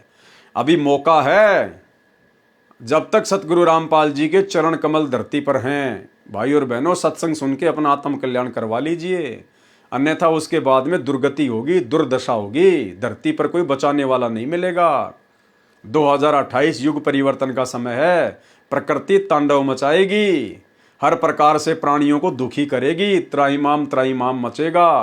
कारण चाहे युद्ध हो, महायुद्ध हो, गृह युद्ध हो, बाढ़ हो, भूकंप हो, अनावृष्टि, अतिवृष्टि, सूखा, अकाल, महामारियां, कुछ भी त्राहिमाम मचेगा इस पृथ्वी पर। दाने दाने को लोग तरसेंगे। तब कहीं जाकर दुनिया को हिसार जेल में बैठे हुए संत रामपाल जी में पूर्ण परमात्मा के दर्शन होंगे। ये कार्य वैसे संभव नहीं है। तो भाई और बहनों, समय रहते समझ जाओ। उस युग परिवर्तन के समय में अपनी कमर तुड़वाने से बच जाओ। अगर शरण में आ जाओगे, परमेश्वर आपकी भी रक्षा करेगा, आपके परिवार की भी रक्षा करेगा। अन्यथा आने वाले समय में अंधकार ही अंधकार है, दुर्गति ही दुर्गति है। तो हनुमान जी को परमात्मा फिर से जन्म देंगे, हनुमान जी को फिर से मानव जन्म मिलेगा, या तो वर्तमान समय में या फिर किसी अन्य युग में, जब भी परमात्मा की दया होगी, मेहर होगी। लेकिन आप और हमारे ऊपर मेहर हो चुकी है, दया हो चुकी है। आप और हम आत्माएं उस हनुमान जी से भी लाखों गुना उत्तम आत्मा हैं, जो परमेश्वर ने सारी प्रोसीजर को पार करवा कर, यानी आप और हम ना जाने कितनी बार हनुमान बन चुके हैं, कितनी बार श्री राम बन चुके हैं, कितनी बार ब्रह्मा विष्णु महेश बन चुके हैं। ये सारी प्रोसीजर पार करके आज आप और हम कलयुग की पिछली पीढ़ी में परमेश्वर के द्वारा अपने चरणों में लिए गए हैं। तो भाई और बहनों, अपने आप को कमजोर भी मत समझो और अपने आप को अहंकार में बहुत बड़ा भी मत समझो। ज्ञान आधार से परमात्मा का दास समझो। और ये सारे राजपाट, सुख, स्त्री, आनंद, फलाना दिखना, धन संपत्ति, राजा महाराजा, देवी देवता, ये सारे सुख हम भोग चुके हैं। ये सारे झूठे आनंद हम उठा चुके हैं और उस आनंद के प्रतिफल में उससे भी कई गुना ज्यादा दुख और नरक भी भोग चुके हैं। इसलिए हमने उन झूठे सुखों की तरफ ध्यान नहीं देना, आदीनी भाव से, दास भाव से गुरुदेव का दास बनकर अपनी भक्ति सफल करनी है और सदा रहने वाले अमर सुखों को सतलोक में भोगना है। तो भाई और बहनों, गुरुदेव भगवान की बहुत बड़ी रजा, बहुत बड़ी मेहर, जो परमेश्वर ने अपने कर कमल से लिखित पुस्तकों के ऊपर वीडियो बनाने की सत प्रेरणा अपने बच्चों को दी है। आज हमारा विश्वास गुरुदेव के आशीर्वाद से दृढ़ होता जा रहा है और यही दृढ़ता एक दिन हमें सतलोक का अधिकारी बनाएगी। तो आज के वीडियो में केवल इतना ही। कल रात्रि 8 बजे कबीर सागर के सरलार्थ के ऊपर एक नए वीडियो के साथ सभी भाई बहन फिर से दास के Facebook page Pawan Das is live के ऊपर लाइव जुड़िए। तब तक गुरुदेव भगवान हम सबको आज्ञा दें, इजाज़त दें, अपना आशीर्वाद दें। बंदी छोड़ सतगुरु रामपाल जी भगवान की जय हो।